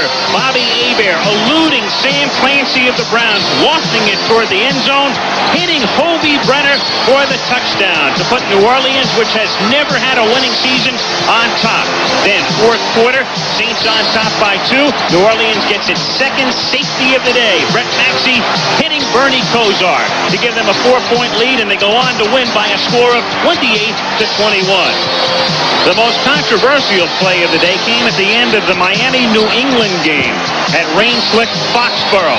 Miami down by 7, trying to tie it. 5 seconds to go. Don Strock, in place of an injured Dan Marino out of the shotgun, misses Mark Duper, and the scoreboard clock shows 2 seconds remain in the game. And the clock continued to tick down to 0. Another look now. At this point, as you can see, just 1 second had elapsed, and it was obvious that the clock operator had started the mechanism late. The officials were to rule that the game was over, and New England wins it by 7. Postscript, I talked to Art McNally, supervisor of officials. He says the clock is official, the scoreboard clock. The clock operator takes a signal from the field judge. He simply goes by that signal. It was also confirmed by the side judge, who carries a stopwatch. The end result, a 7-point victory for the New England Patriots over the Miami Dolphins. Of course, Don Shula wasn't thrilled about it. Somebody asked him after the game, did you go after the officials? He said, sure, I've been going after officials for years. I still haven't caught any of them. Halftime in Chicago, 5. Miller made the American way since 1855 by Jeep. There's a feeling you can get only in a Jeep. And by AT&T, the right choice. Al Michaels, Frank Gifford, and Dan Dierdorf at Soldier Field in Chicago. Phil Simms, groggy in the first half, came out once and then came out a second time. He was dazed but warming up and ready to begin play here in the second half. And the Bears will be receiving the second half kickoff. Meanwhile, no problem with Payton. We were curious as to why he wasn't in. And he was getting a retaping at one point. And the report from the bench, nothing.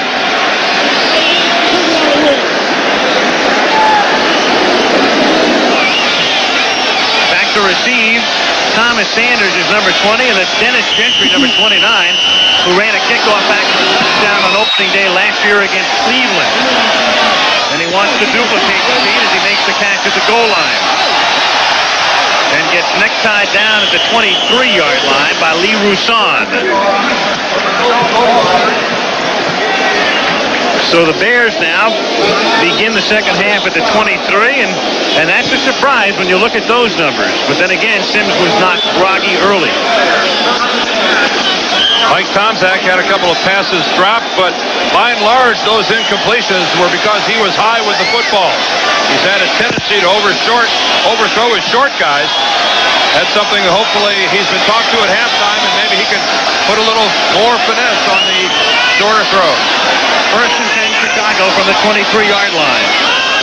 Moore in motion. And it's Payton bouncing off one man, but not another. Eric Dorsey in on the stop. Dorsey taking over now at the left end spot for George Martin. The Giants have the luxury of not only having a fabulous defense, but as some people get older and the newcomers begin to come on, Bill Parcells can insert them one by one. A great tribute to George Young, who came in 1979, drafted Phil Sims, his first player, but he has built up not only a good front line offense and defense, but tremendous backup. Second and 9. Great protection to Tomczak, who throws him out and caught at the 35-yard line by the tight end Emery Moorhead. Well thrown ball by Mike Tomczak, and he just looks like he's beginning to steady down. The job is his. He was in a battle at the beginning of the preseason. He won it in preseason, and he knows his job is his, and he's just a little more confident now. More confident, quite frankly, I feel, than when he started this game. Well, I don't understand why the Giants are only coming at him with 3 people. You'd think that with a young kid like Tomczak back there, that you'd be bringing 7 and 8 guys and pressuring him. That time they come with 3, give him all the time in the world, and he has an easy completion. First and 10 at the 35-yard line. This time they send 4, and he dumps it off to Anderson, who drops the ball but recovers it at the 42-yard line after a gain of 7. But it was very heady. It's a new drop that they have Tomczak taking, not the deep drop. He read downfield that his deep receiver, Willie Galt, was covered, stepped up and found the checkoff man and was very cool about the entire affair.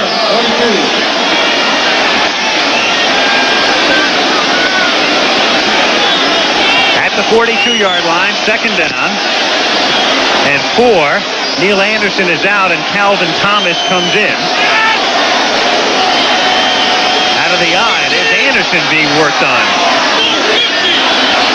McKinnon in motion. Toss to Payton. Taken down by Banks at the 40-yard line. Payton, every time he touches the ball, there's something, and more records within reach. There it is. Remember, he's tied with Jim Brown rushing TDs. The next one, he's the leader alone. Most overall TDs. He figures to eclipse that mark this year. And we talked about receptions by a running back before, and there's Galbraith in the game tonight, 4 ahead of Payton. The only thing we left off there is NFL franchise. That's right. Third down and 5 from the 41. Shotgun.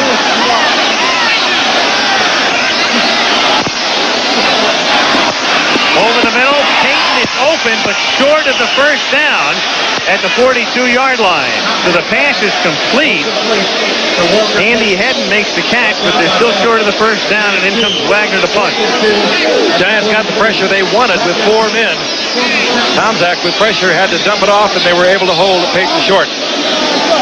Now McConkey, the sure-handed one, is back to receive, and Wagner to punt. And Hilgenberg is in there to snap, despite that shoulder harness. They've had some problems with Addix, his high snaps, and so there's Hilgenberg back in there despite the harness. And it's a low snap, but he kept it off the ground. And Wagner kicks it out of bounds at the 15-yard line. Thus, from there will the Giants begin in period number 3, 11:47 to go in the quarter. Chicago Bears, he is the Travelers Man of the Year. The Bears, Travelers Man of the Year. And during our Super Bowl coverage in San Diego, we will announce the Travelers Man of the Year. The New York Giants have the football for the first time in this half, and Phil Simms is back in the game. He lines up behind the guard. We'll know he's still in trouble. 1st and 10 at the 15. Bears lead 10-7. Joe Morris. Gain of 5.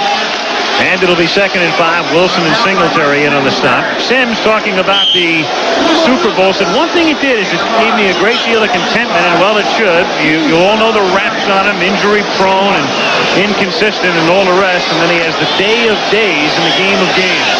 Not to mention Disney World. Yeah. All those other things. 2nd and 5. Morris again. And he comes up about a yard short of the first down and pays the price at the end. It's Perry and Marshall in there. 3rd and 1. I'm sure Bill Parcells told his ball club at halftime, guys, try to remember back how you started running the football at the beginning of the game. Meanwhile, Frank, you are down one more notch after that. Life has been mean. Webster, Johnson, Morris, and number 16. I could point out 12-game schedule and all that. He broke all my records, but in one game. Yeah, you could, but you won't, right?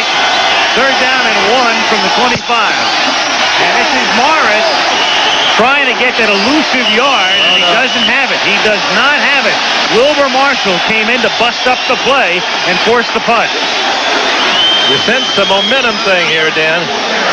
Well, that time it was Wilbur Marshall with the play because he's clearing the backfield. Joe Morris was lucky to even get close, and he doesn't get it. They're going to have to punt. Look at Wilbur in the down stance. Goes right inside Damian Johnson, an offensive lineman who lines up at tight end. And you'd expect a better block than that. He outweighs Wilbur by probably 25 pounds. But Joe Morris never had a chance on that play. Sean Landeta, and this is not a good kick. And they don't get a good bounce either. At the 45-yard line, it's down by Roussan after a 31-yard effort by Landeta. 10:07 to go in the third. Still 10-7 Chicago. 10:07 to play in the third quarter. Chicago takes over near midfield. 1st and 10, Bears from the 45. They lead 10-7.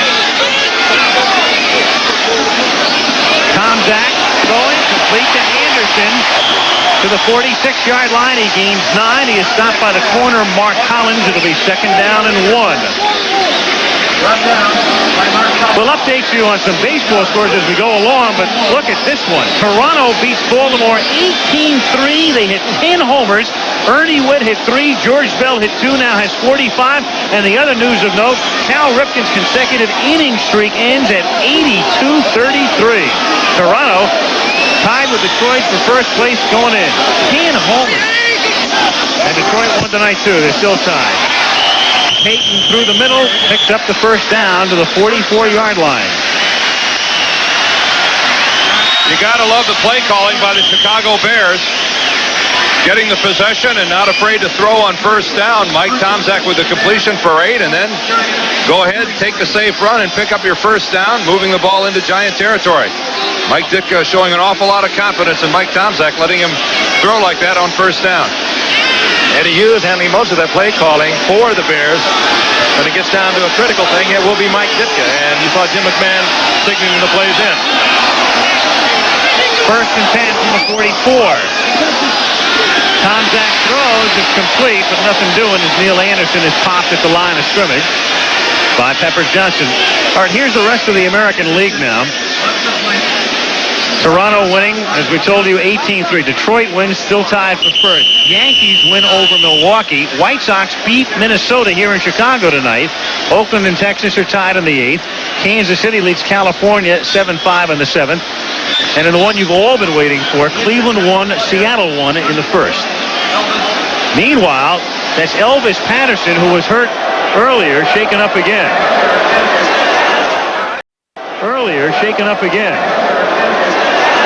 I think it's the same thing. It's the cramp of the right leg.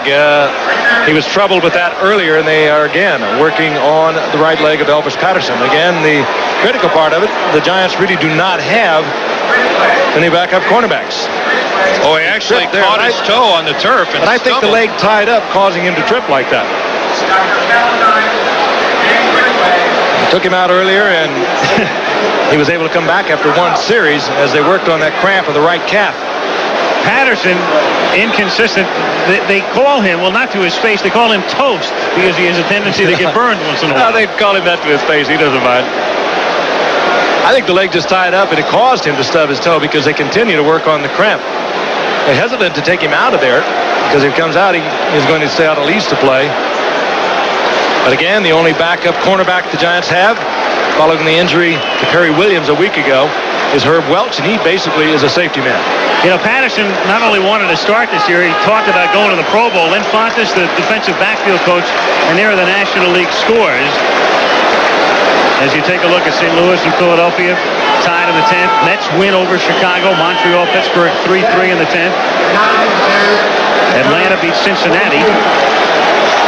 And as play resumes with Patterson out, it is 2nd down and 9 at the 43-yard line. They could go quickly over Herb Welch. Pressure, contact, off-balance throws, and it's caught for a touchdown by Morris. Mark Collins thought he had the interception, and the next thing you know, he's down, and the Bears lead by 9.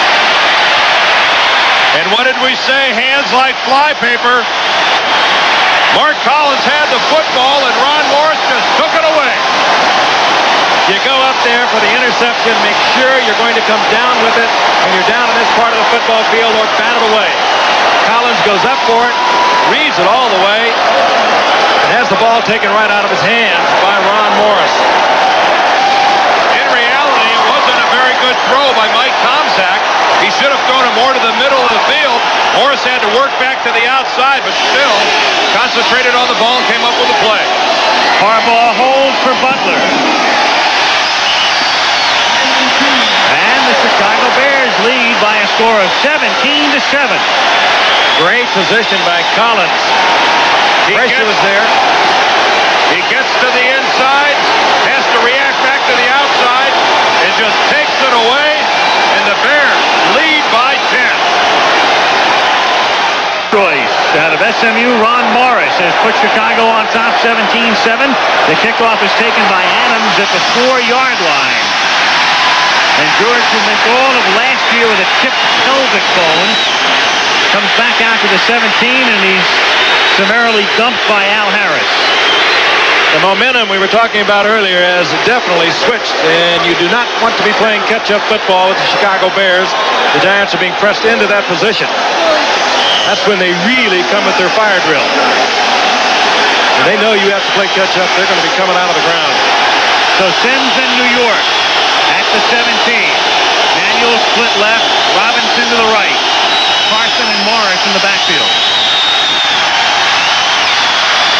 Complete to Robinson, who makes the catch out at the 30-yard line and a first down. Reggie Phillips with the coverage. You know, I talked about why Mike Tomczak threw the ball back towards the outside of the field. Look at this. Carl Banks unblocked on the play, falling backwards. Mike Tomczak gets rid of the football. That's a superb effort by Mike. Look at Carl Banks all alone. A couple excellent examples of concentration by the Bears. On first down, Joe Morris dropped by a covey of Bears led by Dink and Perry. 263 and 316. Penetration continues. The Bears defense right now is playing in the Giants backfield. William Perry gets penetration upfield. He's really out of the play until Joe Morris is forced to turn back by Richard Denton. When Joe Morris has to go back, there's the bridge. 2nd and 14 at the 27. 7:24 to play, third quarter.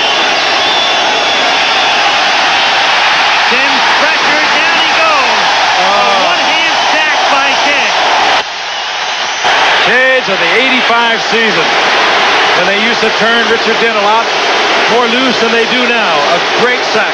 And that time, Phil Simms took a short drop, but still Brad Benson can't keep Richard Dent from getting a hand. And He stops Sims, then comes back and all right hand. Never even gets a left hand on him. Nothing more than the right hand throws Phil to the ground. What the Giants really must do now is settle down. Turn it over down here. Don't do something crazy. You're not out of this game. This is the way the Bears will really defeat a football team if you start to get panicky. 3rd and 22. Sims has already been sacked 4 times. Throws on the run. Incomplete. Intended for Bavaro. And Soldier Field has erupted. Otis Wilson doing a little jawing at Phil Sims back in the end zone. And the Bears turn it up a notch. Again, Richard Dent on Brad Benson. A fake to the inside and just leaves him just totally helpless. But watch Otis Wilson after the play. Phil, baby. Well, they said Sims can't be intimidated. I think he just told him so. Landetta's kick taken at the 34 by Dennis McKinnon. And he runs it back 10 to the 44-yard line. So again, the Bears take over in good shape near midfield with 6:27 to go in the 3rd on opening night. 27 to go in the 3rd quarter. Chicago takes over at its own 44-yard line. Tomczak is a perfect 6 of 6 in this half. Can he make it a lucky 7th? He's got a man open deep, and it's caught at the 3-yard line and in for the touchdown. Willie Gould.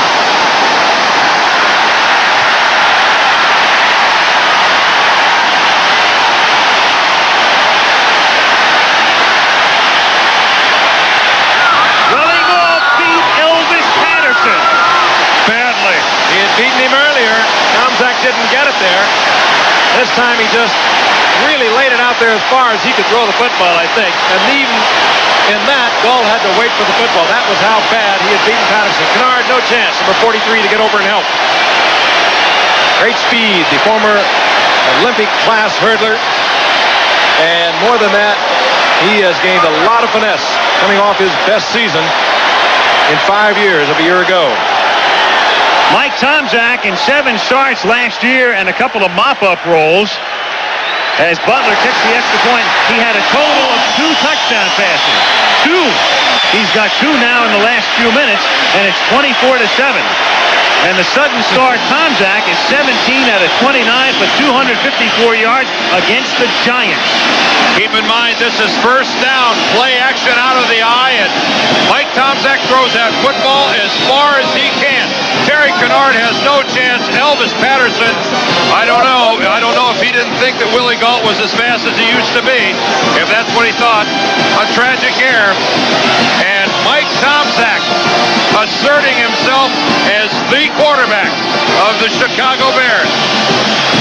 Gault had beaten Patterson so bad that Patterson had really even given up on it. He did not even turn around and look for the football.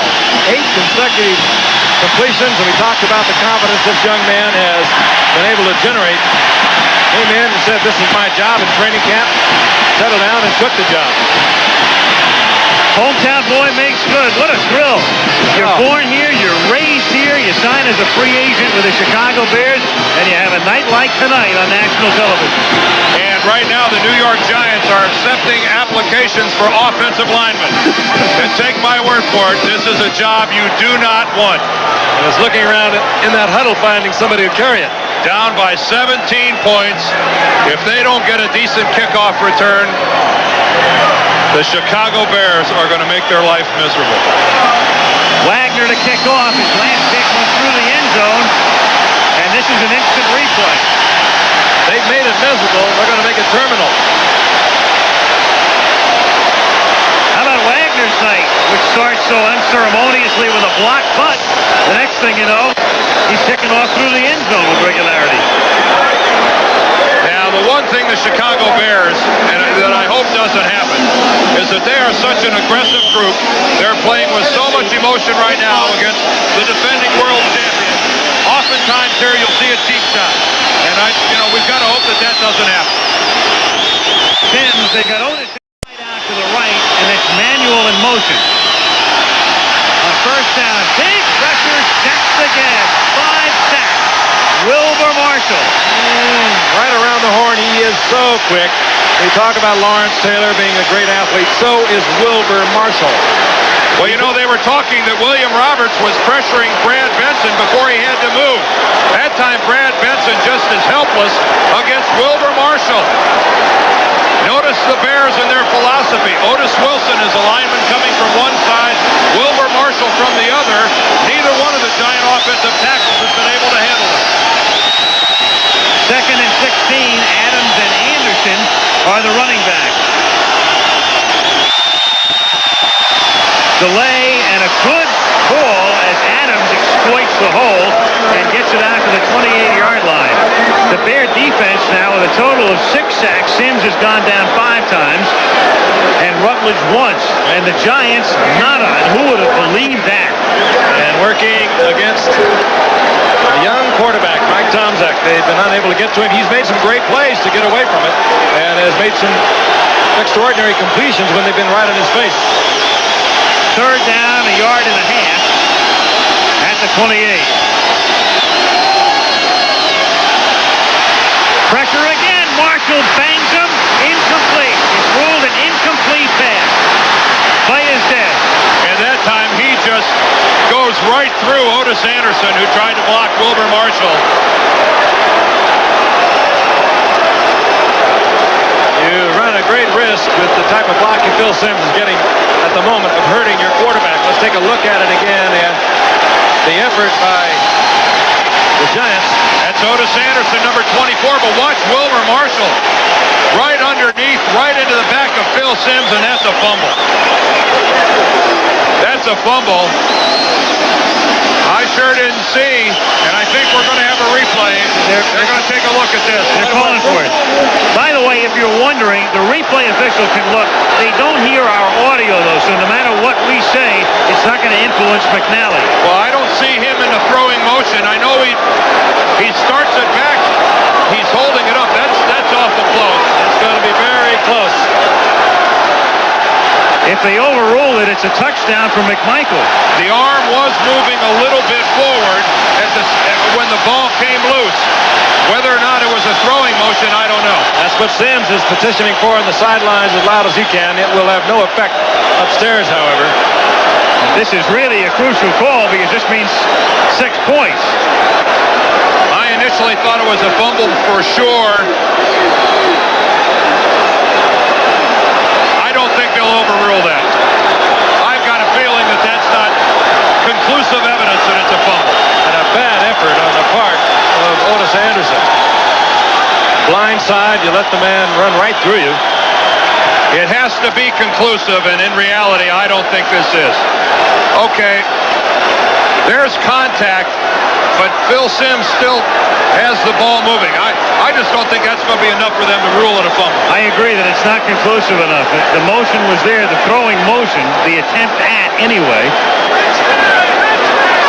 The interesting part of that, if that would have been ruled a fumble, I don't think that there's enough there to rule it a forward pass either.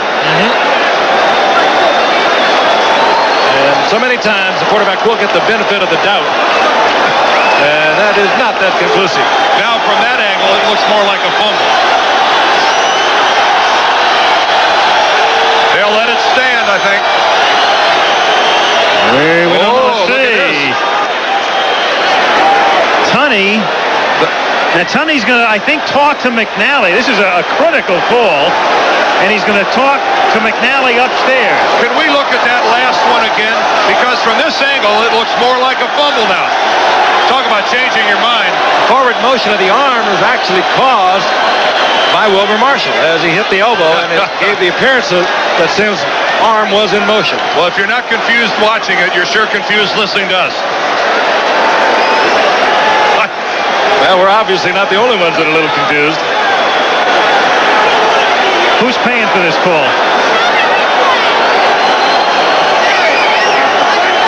It is. That's the booth. You can't see Art McNally in that shot.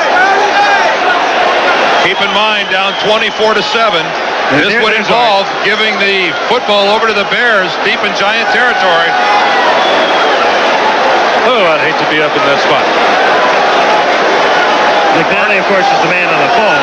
Supervisor of NFL officials, as a matter of fact. They got the top man on the job.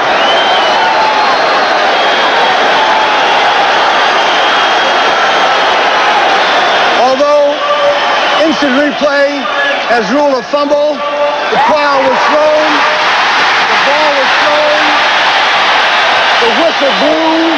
It'll be Giants ball on the 21-yard line, 4th down. They're saying that because the whistle blew before the recovery of the football, it's a dead play. So they're ruling that the ball was loose, the whistle blew, and stopped the play.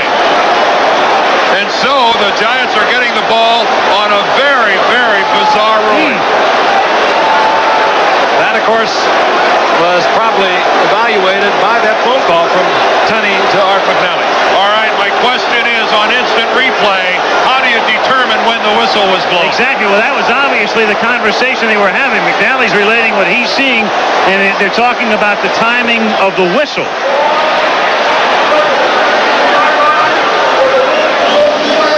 New York's ball, 4th down.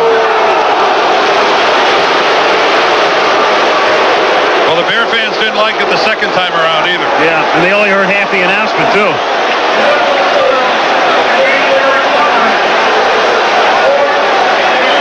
So it's 4th down. Landetta to kick.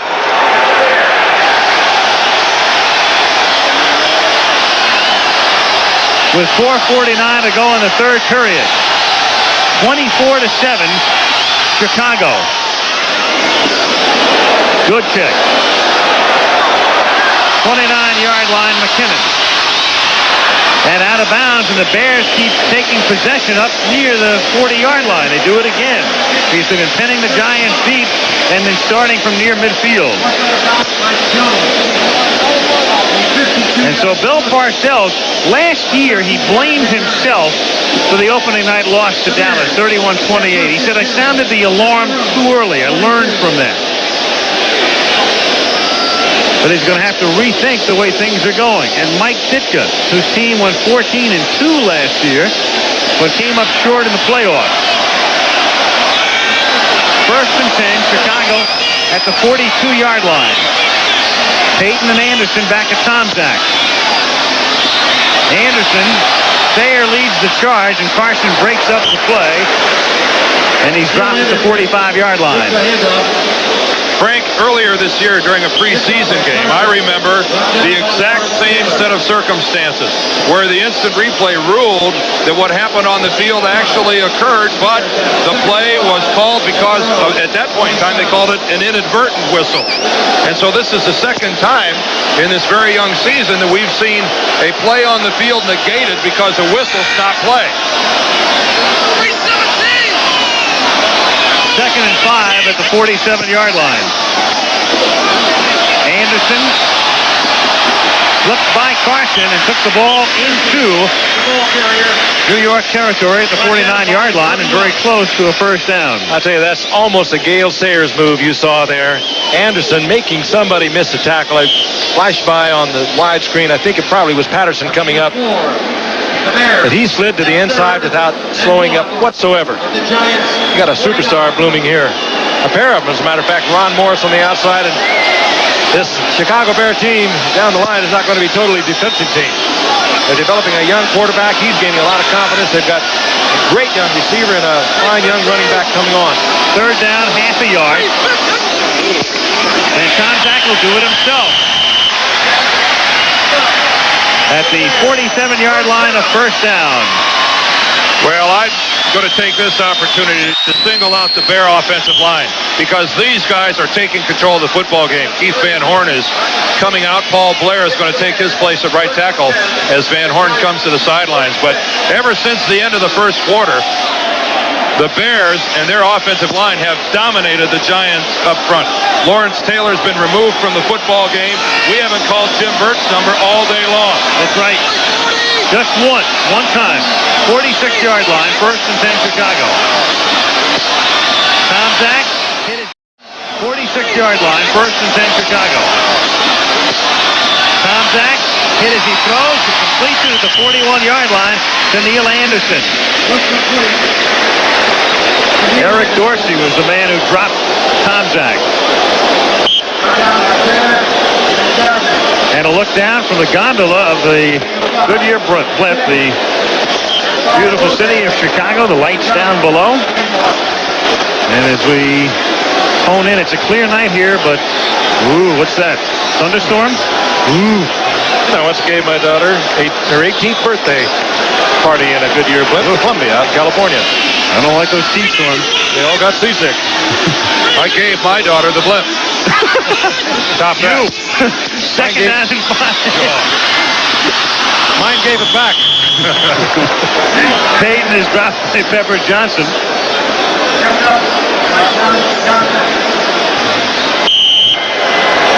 And it'll be third down and about 7.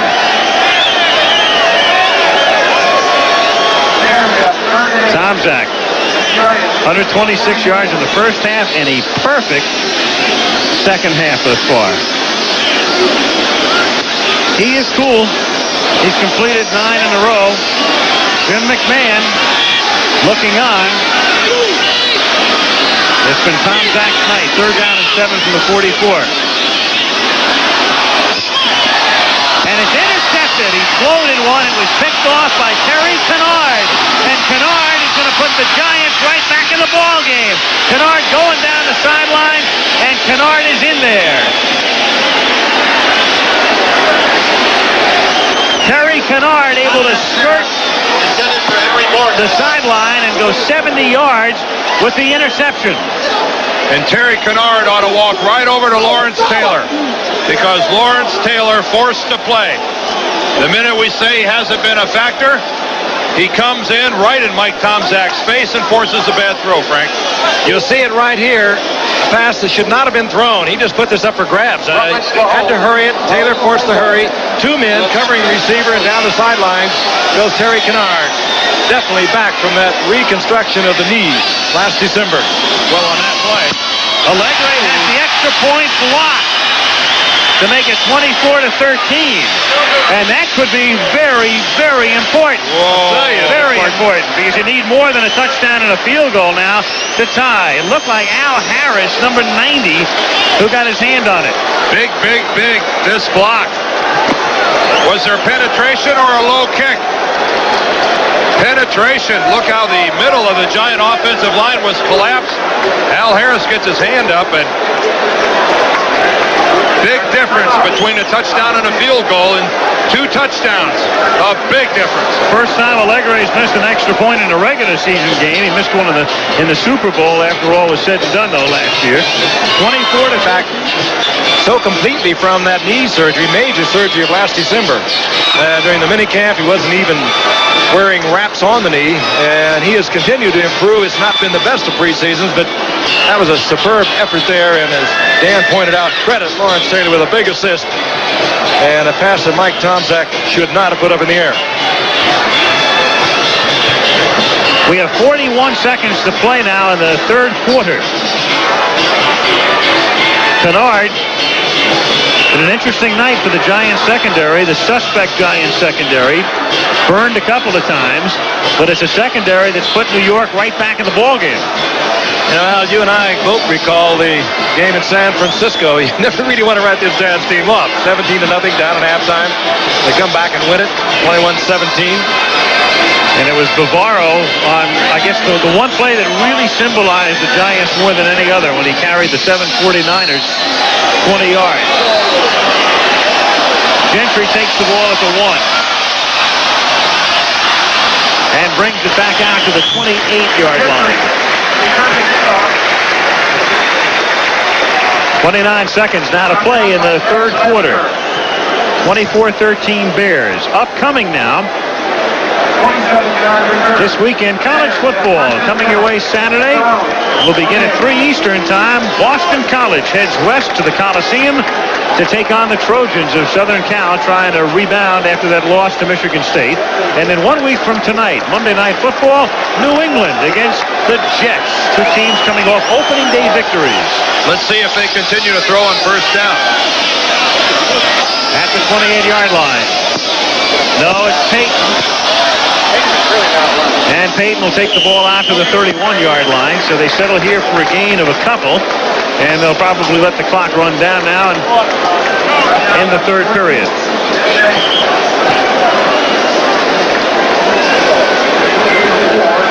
So the Chicago Bears on top after a stumbling start tonight. The block punt, the early Giant TD, but Chicago has taken control. The Giants, through Kennard, now trying to get right back in it. It's 24-13 as we go to the fourth. And we'll return to Soldier Field in Chicago after this message about an upcoming show on ABC and a word from your local station. Season premiere of Monday Night Football. Bears lead by 11, and it is second down and 6 for Chicago at its own 32-yard line.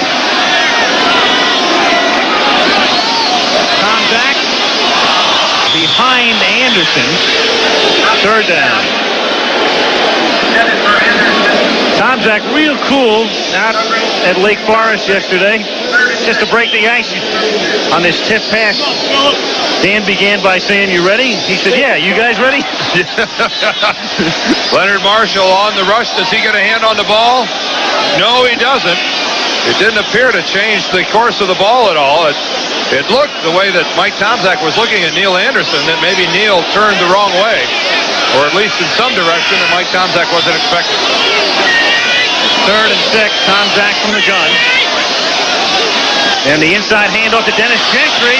Gentry turns it up at the 37-yard line, and he's a little shy of the first down. He is stopped there by Carl Banks.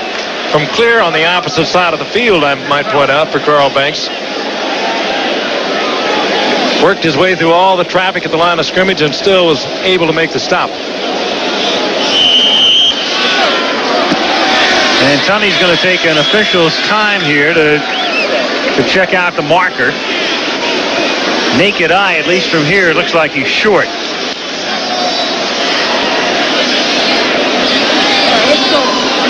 Then again, Tunney has just moved a little bit to his left. And they'll bring it in.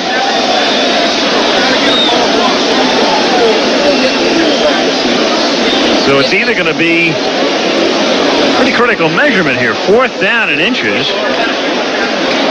or a first down. It looks as though the Bears themselves don't really think they have it. Part of their punting team has already filtered out to the field. That's always a good indication. And they're almost a whole yard short. Blinding glimpse of the obvious. So the Giants are going to get the ball back. They've already sent McConkey back deep, and Wagner is in to punt for the Bears. Phil McConkey, the versatile one, and a man we mentioned before who doesn't fumble very often, just once last year. So he's a good guy to have back in a situation like this where you can really ill afford a turnover. He's expecting a big kick, Al. He's 45 yards back from the line of scrimmage. Just wants to get a running start. Hilgenberg again will do the snapping. And it's a perfect snap. And an end-over-end line drive. McConkey does get that running start and runs out of bounds at the 39-yard line with some assistance. Dent making sure he gets out. So at the 39, after a 35-yard punt and an 8-yard run back, the Giants down by 11. Taken over.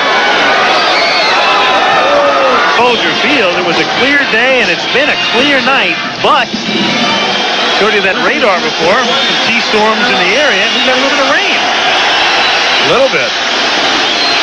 Meanwhile, the Giants take over at their own 39.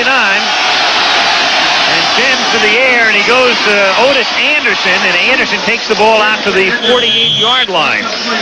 So Anderson, who came over from St. Louis last year, great career with the Cardinals, now backs up Morris, is close to a first. Go back and reflect here. Sacks, big difference there. Giants offense, no points, only on a block punt. Morris's goal, TD catches, and Tomczak a big night. 2nd and 1. Mix up. He runs into Anderson, and he's in the grass, and that's a sack. And nobody blocks Mike Singletary. He collected everybody. He just walks through and takes them both. Sorts the ball out, and that's it. Mike Singletary lines up in the middle, and Crashes the gap. Here's Mike. He's going to go right between the left guard and the left tackle, the center and the left guard. And look at this. Tough to play quarterback and running back when you've got a blocking scheme like that.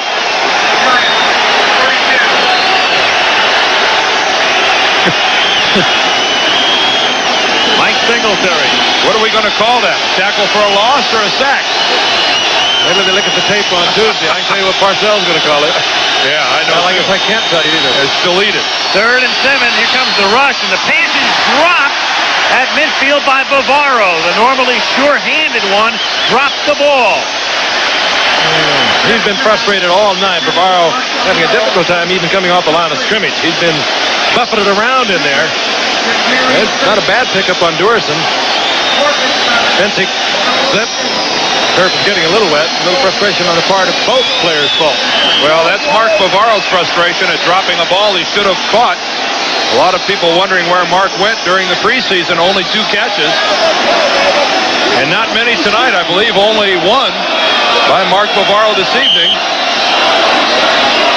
Does he have more than 1? Yeah, only 1 catch. So Mark Bavaro, not a factor from the first day of training camp for the Giants, who haven't scored against the Bears now in 7 consecutive quarters if you go back to the playoff game.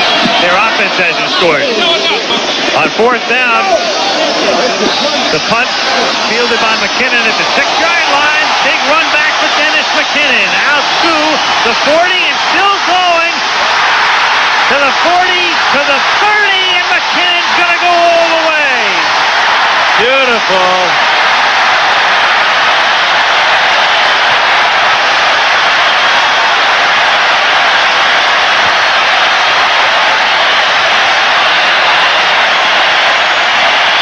Dennis McKinnon on the shelf, hurt all last year, fights his way back. The wide receiver and punt returner, close to going down on a couple of occasions, goes 93 yards. No picket line. Looks over there. It's not there. Like a good return man. Puts his head down, finds a little gap, and Dan, he's as close as you're going to get to going down right here. How did he keep his balance? Talk about leg strength. Putting the left arm down, and now he's going to cut back to the middle. Run away from Lasker, and oh, that's nice. That's nice stuff. And officially they call it 94 yards on the punt return, the longest return in Bears history. And Butler kicks the extra point. McKinnon out of Florida State. Good receiver, misfortune last year, hurt, back this year with a flourish. Is he ever? Dennis McKinnon has just broken a mark that has stood since 1942 when Ray Scooter McLean ran one back 89 yards. He goes 94 is the way they officially mark it, and it's an 18-point bulge as Adams runs the kickoff back out to the 27-yard line. Do you think Mike Dick will chew him out for handling the ball inside the 10-yard line? I don't think so. You know, the funny thing here, too, Dan, is that Lou Barnes is their punt returner, but he was hurt in training camp, and so the job falls to McKinnon. Picket line was supposed to be to the left side. You saw the feed over there of the Bears. McKinnon saw that it was not going to develop. Just turned on the speed, twisted and turned, somehow got out of that, and then turned on the speed, and no question about McKinnon being back from his reconstructed knee surgery. Giants at their own 27, 12:30 to go in the 4th. Sim shoots one out to Bavaro, who makes the catch and takes it out to the 40-yard line, and that's a first down for New York. Bavaro now in his 3rd year out of Notre Dame. In fact, he's renewing acquaintances with Dave Duerson. Duerson was a senior when Bavaro was a freshman. And what did he tell us yesterday about Mark Bavaro? Said he was the most timid receiver he'd ever seen. Said if you got anywhere near Mark Bavaro, who used to have to run scout for Dave Duerson's squad, he said, boo, he dropped the ball. Meanwhile, the Giants, not aware of this necessarily, but it doesn't augur well for them. The Bears 26-0 in their last 26 leads in the 4th quarter. And it's completed as a flag down as Bavaro makes the catch again, and there's a penalty marker down in midfield.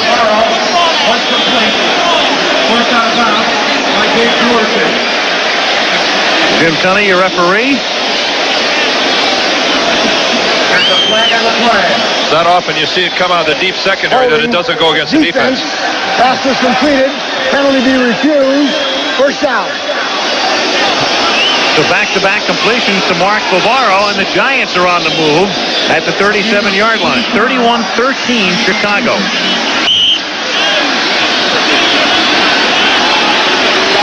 Most points scored against New York since opening night last year when Dallas came up with 31.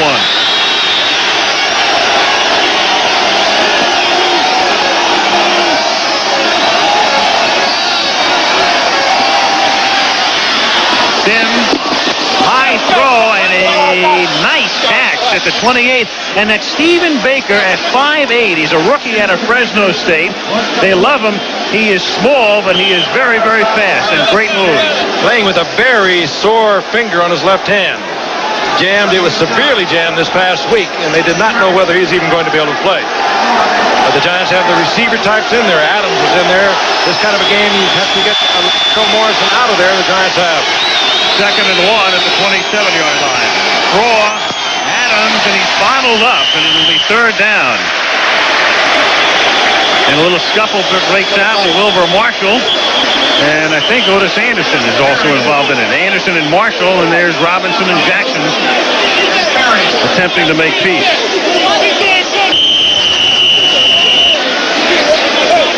3rd down now. 3rd down and about 2, and the Giants in 3rd down situations. There it is, and as you can see, a lot of incomplete passes tonight. Just 2 first downs. Well, look at some of those distances. 11, 16, 15, 21. Not exactly prime 3rd down real estate. 3rd and 2. Carson and Morris are in the game, and they send Moat in motion.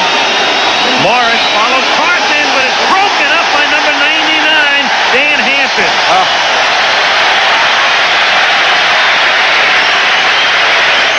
If the line of the Giants is breaking down, it's never more obvious than right now in the latter stages of the ballgame. Dan Hampton works to the outside, plays off Maurice Carthen, and drags Morris down, but he should have been handled at the line of scrimmage. And I think so far, Frank, you'd have to agree, a night the Giant offensive line like to forget.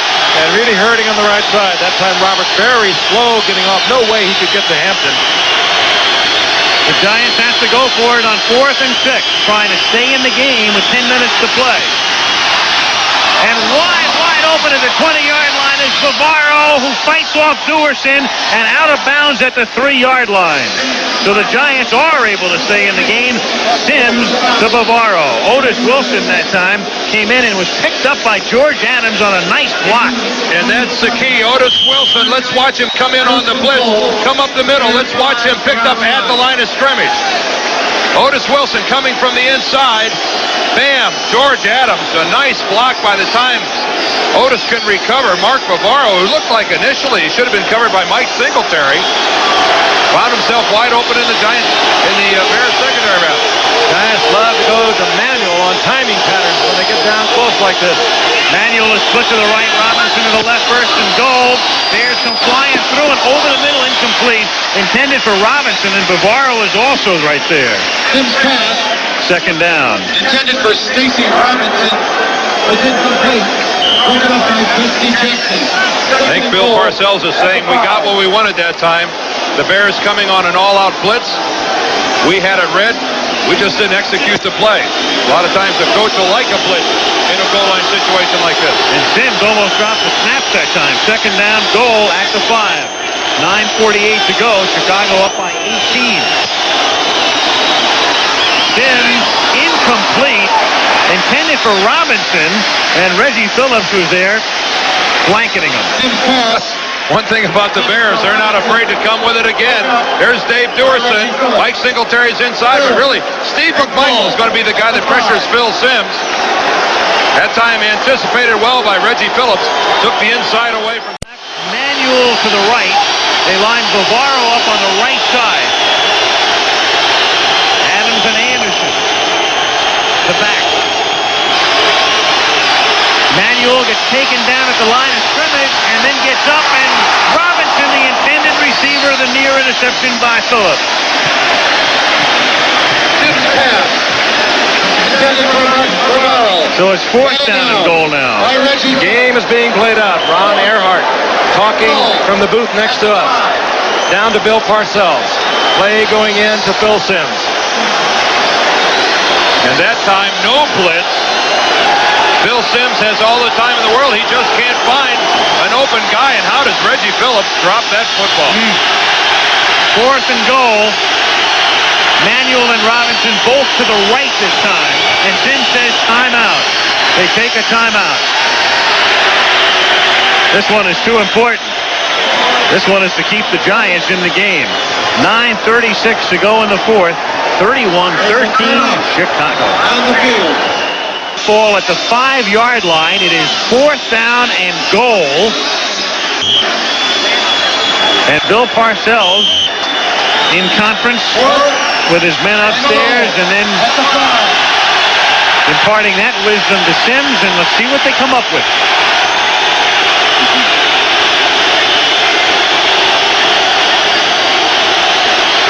Robinson left, Manuel in motion. He looks toward Robinson. He throws for Stacy, and he makes the catch for the touchdown. He beats Vestey Jackson. To Stacy Robinson for the Giants touchdown. Stacy Robinson running a little out, and Simms gets it there, and the Giants are able to stay in the game with 9.5 to play. There's a pass by Simms. There's a flag on the far side of the field, but that's going to go against Chicago. This is as good as it gets from Phil Simms. The Bears faking the blitz. Vestey Jackson made his mistake by never turning around to look at the football or the quarterback. He had no idea the ball was right there. And Stacy Robinson, he was in position to make a play. And that time, the offensive line, they did what they had to do. The Bears were thinking pass all the way, and Simms had the time to get rid of it. Now Allegre on a bobble snap. It's Rutledge, who's a quarterback by trade, of course, trying to convert, and no good. It's intercepted by Duerson. That miss is not particularly critical. That other one, the first one, really was. It's 31-19. They're going to need 2 touchdowns. They would have needed 2 touchdowns regardless. So Stacy Robinson making the catch on a fourth down play. 31-19, 9.5 to go. This was one of those games where everybody figured real low scoring. It was almost too obvious that it was going to be so low scoring, you knew it would be 50 points. You can see where the Bears faked the blitz, but Vestey Jackson never turned around to look at the football. You can play your man, but you have to play the football as well. It's all timing for that defensive back. He has to almost read the eyes. He has to stay close and then read the eyes and see when that ball is coming in there. Vestey just a little late, and again, a terrific shot by Phil Simms to make that completion. Right through the hands of Jeff Rutledge. The snap was perfect. He just bobbled the ball. So twice in a row, the Giants failed to convert on an extra point. Wager had been perfect coming into tonight in his career with the Giants on PATs. Now they missed 2 of them. Well, you can't blame Allegre for that one. No, I don't think the first one either. It was a very high snap. Allegre went through a little contract squabble with the Giants last year. Parcells called him up. He said, "Hey, Raul, how much did you make last week?" He said, $500. He said, "We're going to pay you $6,300 a game. You got a pen? Can you subtract?" He was in camp the next day.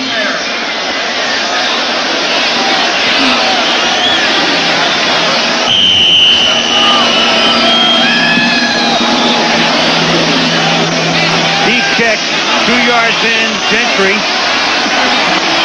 20. And out to the 31-yard line. And he's tackled by Phil McConkey. So 9 minutes and 20 seconds remaining in the fourth. Bears on top 31-19. Well, now there's a little bit of pressure on the Bear offense. How many times have you seen games like this where an offensive football team got overly conservative, 3 downs and out? Keep in mind, you're playing the world champions, 9 minutes and 20 seconds left. I think Mike Dick is well aware of that fact. This is no time to pull it in. First and 10 out of the 32-yard line. And it's Walter Payton slicing his way out to the 39-yard line. Brought down by Harry Carson. And again, a look now at the quarterback comparison. And Kennard is a little slow in getting to his feet. Terry shaken up on the play. And so an official's timeout. Meanwhile, the one area in which, man for man, New York had a giant advantage coming in, no pun intended, at quarterback. But look at the numbers. Well, a quarterback can't do it by himself.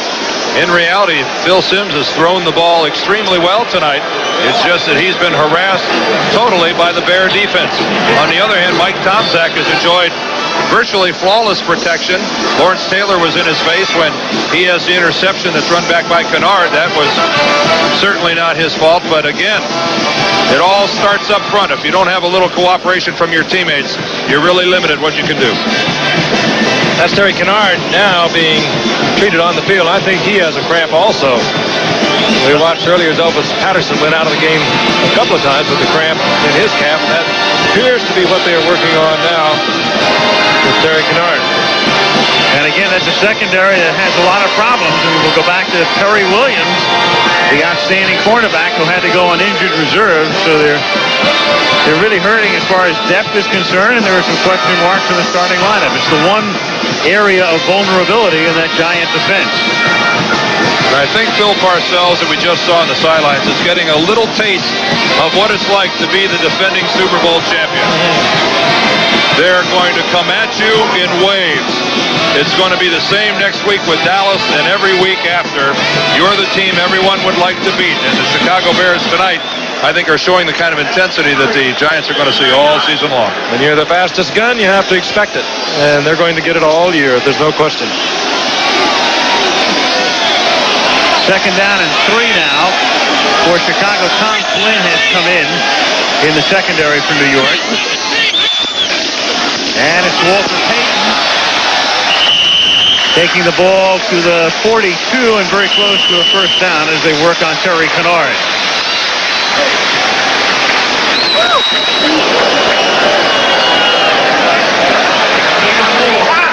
Well, there's nothing wrong with pulling your horns in offensively and running the football as long as you're doing it as effectively as the Bears. As Terry Kennard, cramp really begins to tighten up. That is so painful. First of all, you have your ankles taped so tight, it's hard to get it out of there once you get it. I always found the best thing to do, though, Frank, was get up and walk around, try to put some weight on it. First and 10 at the 43-yard line. And it's Anderson. He wants to stay in bounds and keep that clock going. He takes it to the 47-yard line. That's important, and that's exactly what Chicago wants right now. Stay on the ground, stay in bounds, and keep picking up first downs and take that time off the clock. It's conservative, but if they have to put it up, they're going to put it up very short. They're going to put it up, in all probability, to either Payton or Anderson coming out of the backfield. They'll be very conservative and very careful because they are being able to move it this way. Well, this is no ragtag outfit running the ball. They've only led the league the last 2 years in rushing offense. Second down and 6. And it's Payton. And out of bounds at the 48-yard line. That is how to give rather than receive. Walter Payton took it to Herb Welch rather than get knocked out of bounds. If you're going to go out of bounds, let them know you were there. Walter Payton putting up the forearm and the shoulder right into Herb Welch. Yeah, Pepper Johnson saying, lay off my man Herbie, would you? Herbie was saying that as well. Third down and 5 at the 48. Payton, and that doesn't fool Dorsey, and he stopped his momentum enough, and the Giants are going to get the ball back. Walter saying, good call, Mike. Back at the 15-yard line. 6:55. And the Bears taking as much time as they can on the 30-second clock. It's down to 5 now. And they snap it at 2. McConkey's going to let it go. And it bounces into the end zone. Boy, did he fool Wilbur Marshall. Pretty good decoy. Great little decoy. Marshall was standing there when he made the fair catch. He was ready to tee off on him. You never believe him, Wilbur. These guys will lie to you. McConkey put up his hand for the fair catch at about the 12-yard line. Wilbur Marshall stopped right in his face, and the ball lands at about the 2. Watch this. There's McConkey. Oh, he's clear up at the 15. Look at Wilbur stop.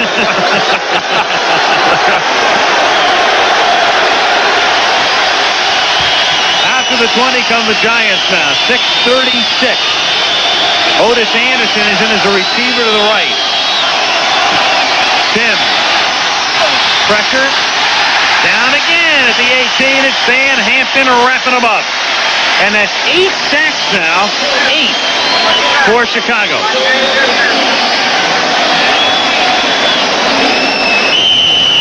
Are you surprised? A little bit. Giants had protected Phil so well at the end of last year, but again, when you look at what's happened with Carl Nelson being out on the right side, that line had been so intact for so long. When you start gimmicking up the line, well, Dean, you got a major problem. The Giants have had it tonight. They've been all over them. Second down and 12 from the 18-yard line. Sims, incomplete. Intended for Robinson, who takes the pop from Steve Jackson. Jackson and Phillips, the cornerbacks for Chicago. And if you're wondering about Mike Richardson, who has not been in tonight, Richardson, normally a starting cornerback, held out, signed before the last preseason game. And he's a reserve now. Jets had 9 all the way back in 81. Last time the Giants had given up this many. 3rd and 12.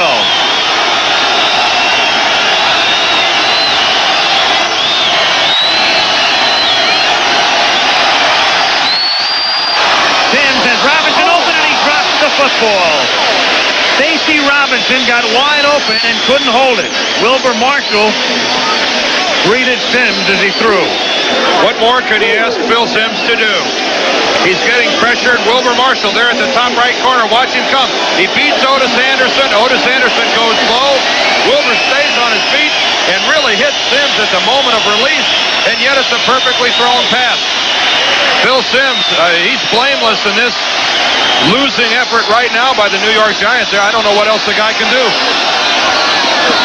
Landetta to kick.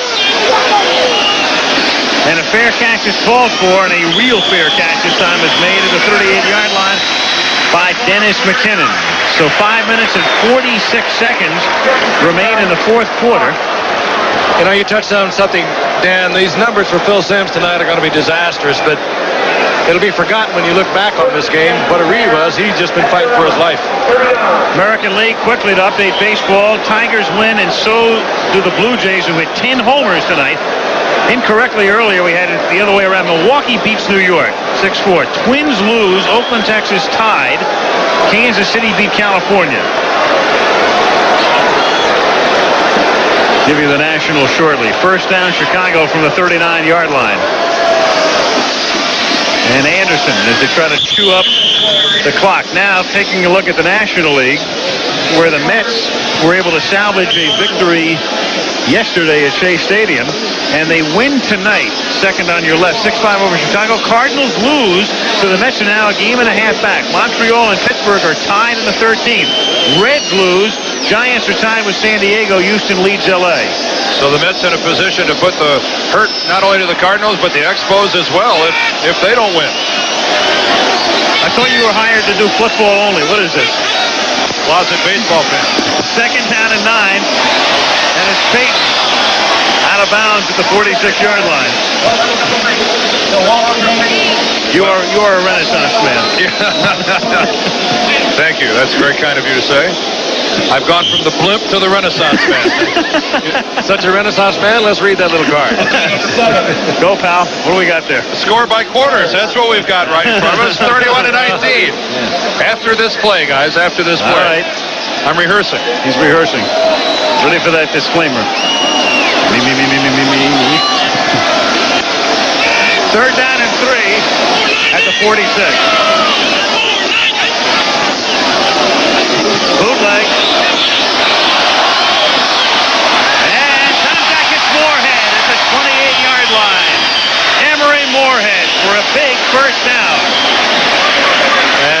the clock ticking away.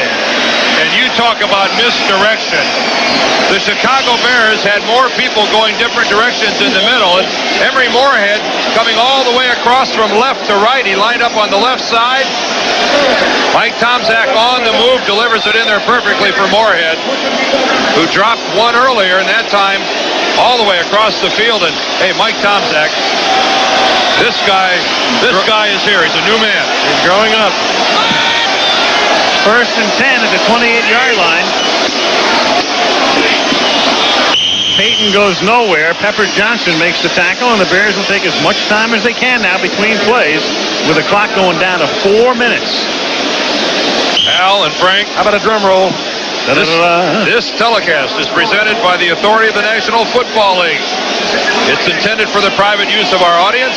Any rebroadcast or this tackle on Walter Payton or any other use of this telecast without the express written consent of the National Football League is strictly prohibited.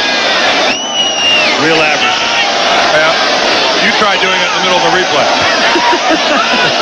Second and 6 from the 28. Peyton to the 25-yard line.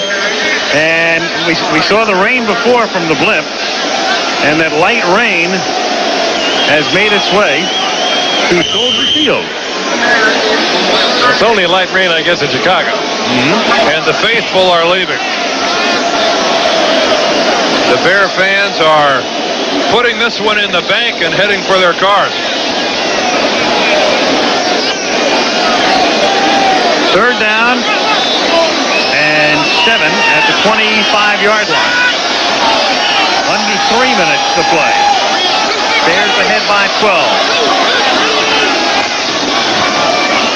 Sir Walter.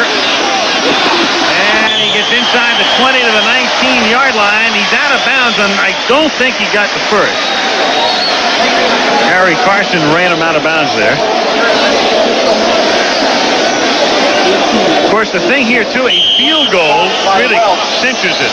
Because a field goal puts the Giants more than 2 touchdowns behind on 4th and 1 if they want to opt for that. But there's something you could get blocked, and the Giants could take it back in for a touchdown. We want to get way out in left field. So I think they'll probably go for it. They're leaving their offensive unit out there. Well, Butler is at the ready, but Ditka says, stay here, my friend. 2:44, 4th down and 1 at the 19-yard line. Tomczak on a sneak, and I think he's got it. Well, that's just an example of what we've seen all day long. The entire Giant defensive line was moved back by the Bear offensive line. They are just plain dominating up front. Parcells has been saying it all along. He's been worried about this offensive line. And, of course, as we mentioned earlier, losing Carl Nelson over the right side. Roberts having to come in has made a major difference. And Tomczak, this is what, the 3rd time tonight he's picked up the first down on his own with the quarterback sneak. In key situations. And he has not been sacked tonight. Who would have believed it? The disparity in sacks. They have neutralized the Giant defense. Lawrence Taylor hasn't gotten very many calls tonight. Mike Tomczak has. What a night for the local kid, and what a night for the Bears. It's a 2-minute warning in Chicago. I want you to know we're real proud of you, pal. No Oops Awards tonight. No Glitch Awards for you. Shoes tied. Everything going for you. Rookie of the year. You've been so named. I'm such a lucky guy. I'm such a lucky guy. Tom is through the middle to the 14th. So you going to stick around for the rest of the year or what? What do you figure, Dan? I don't know. Find out in New York. Have to look at the films. You know, there's something we got to talk about right now, and it's the Chicago Bears. How good they've looked tonight. How good Mike Tomczak has looked. And then take a peek at this schedule of theirs. Now listen to this. Next week, Tampa Bay, Detroit, Philadelphia, Minnesota. The Chicago Bears. A rough road there. Yeah, the Chicago Bears are going to be hard to handle in the National Football Conference. They played great defense, but we talked earlier about their offense, Dan. And Neil Anderson now working in there as a starter with Peyton, a great running back, good receiver out of the backfield. Mike Ditka said, I've got to get him in there. The development of the rookie Ron Morris, a second-round draft pick out of SMU, who probably would have been a first-round pick if he hadn't hurt his knee a year ago. Working with Willie Gault on the other side, and now McKinnon is back working underneath. This is a dramatically different offensive team. Second down and 6 for Chicago at the 13-yard line. 1:55 left in the fourth. And it's Calvin Thomas taking it to the 10-yard line.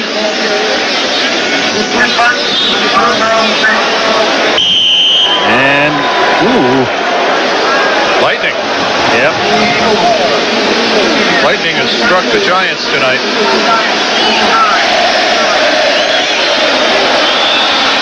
Minute and a half remaining in the fourth.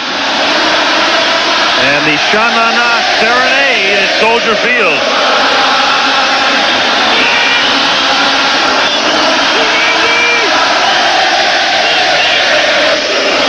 Third down and 2. And Thomas trying to claw his way to a first down is close. Bird and Dorsey in on the tackle.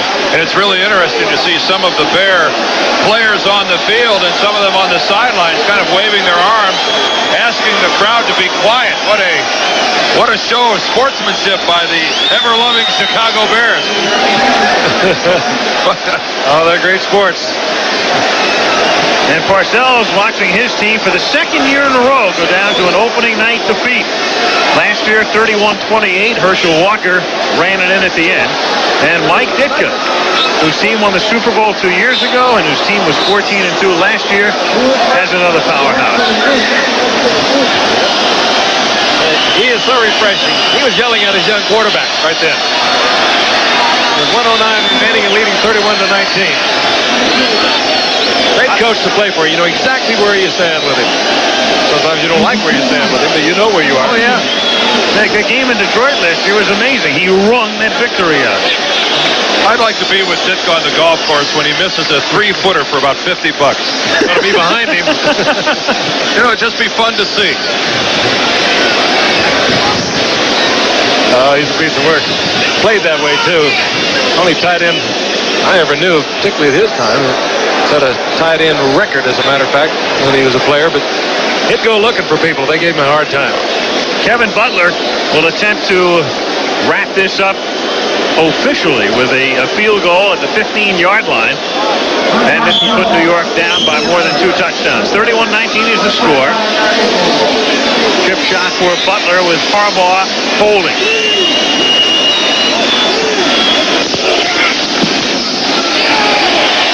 And you can write a climax to this one at 34-19. 15-point Chicago advantage. And ABC's Monday Night Football produced by Ken Wolf. Directed by Larry Cam. Our technical director, Joe Shabo. Associate director, Ben Harvey. Pregame and halftime producer, Mike Pearl. Associate producers, John McGinnis and Rob Viner. Technical manager, Bill Freeberger. Ed McKenna, our unit manager. Jim Licata, telecommunications manager. Bruce Clark, Carrie Loberfeld. Mike Cohen, the assistants to the producer. Steve Hurt for research and information. And the boys upstairs, Malibu Kelly Hayes and George Hill of Everywhere. 34 points on the board.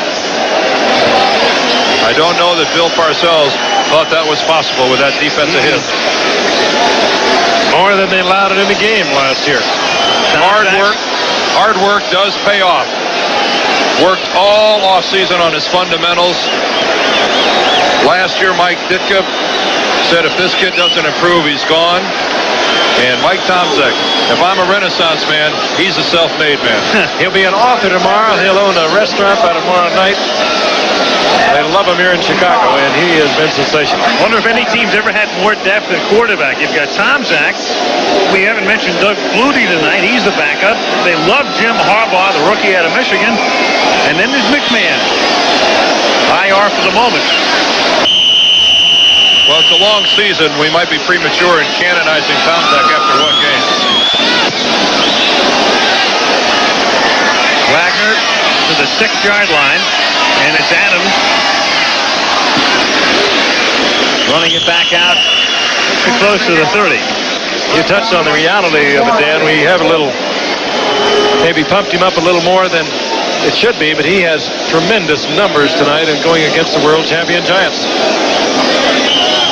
most decisive loss opening day by a Super Bowl champion, all the way back to 1970 when Hank Stram was coaching Kansas City and Minnesota beat him 27-10. Right now the margin is 15. Now that's a 15-point differential graphic.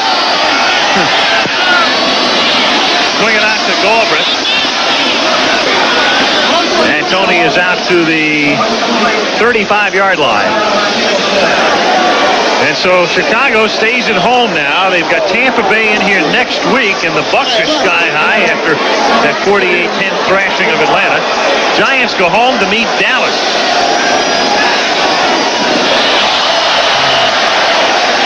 As if Landry doesn't have enough problems after blowing that lead yesterday, he's got a Giant team coming off a loss Sunday.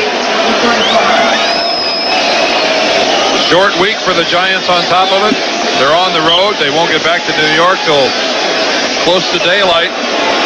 Right to work for the coaching staff, and not long until they have to play the Cowboys. That's just one more thing to make it tougher than it already is. Third down and 2. Caught out at the 40-yard line by Bavaro.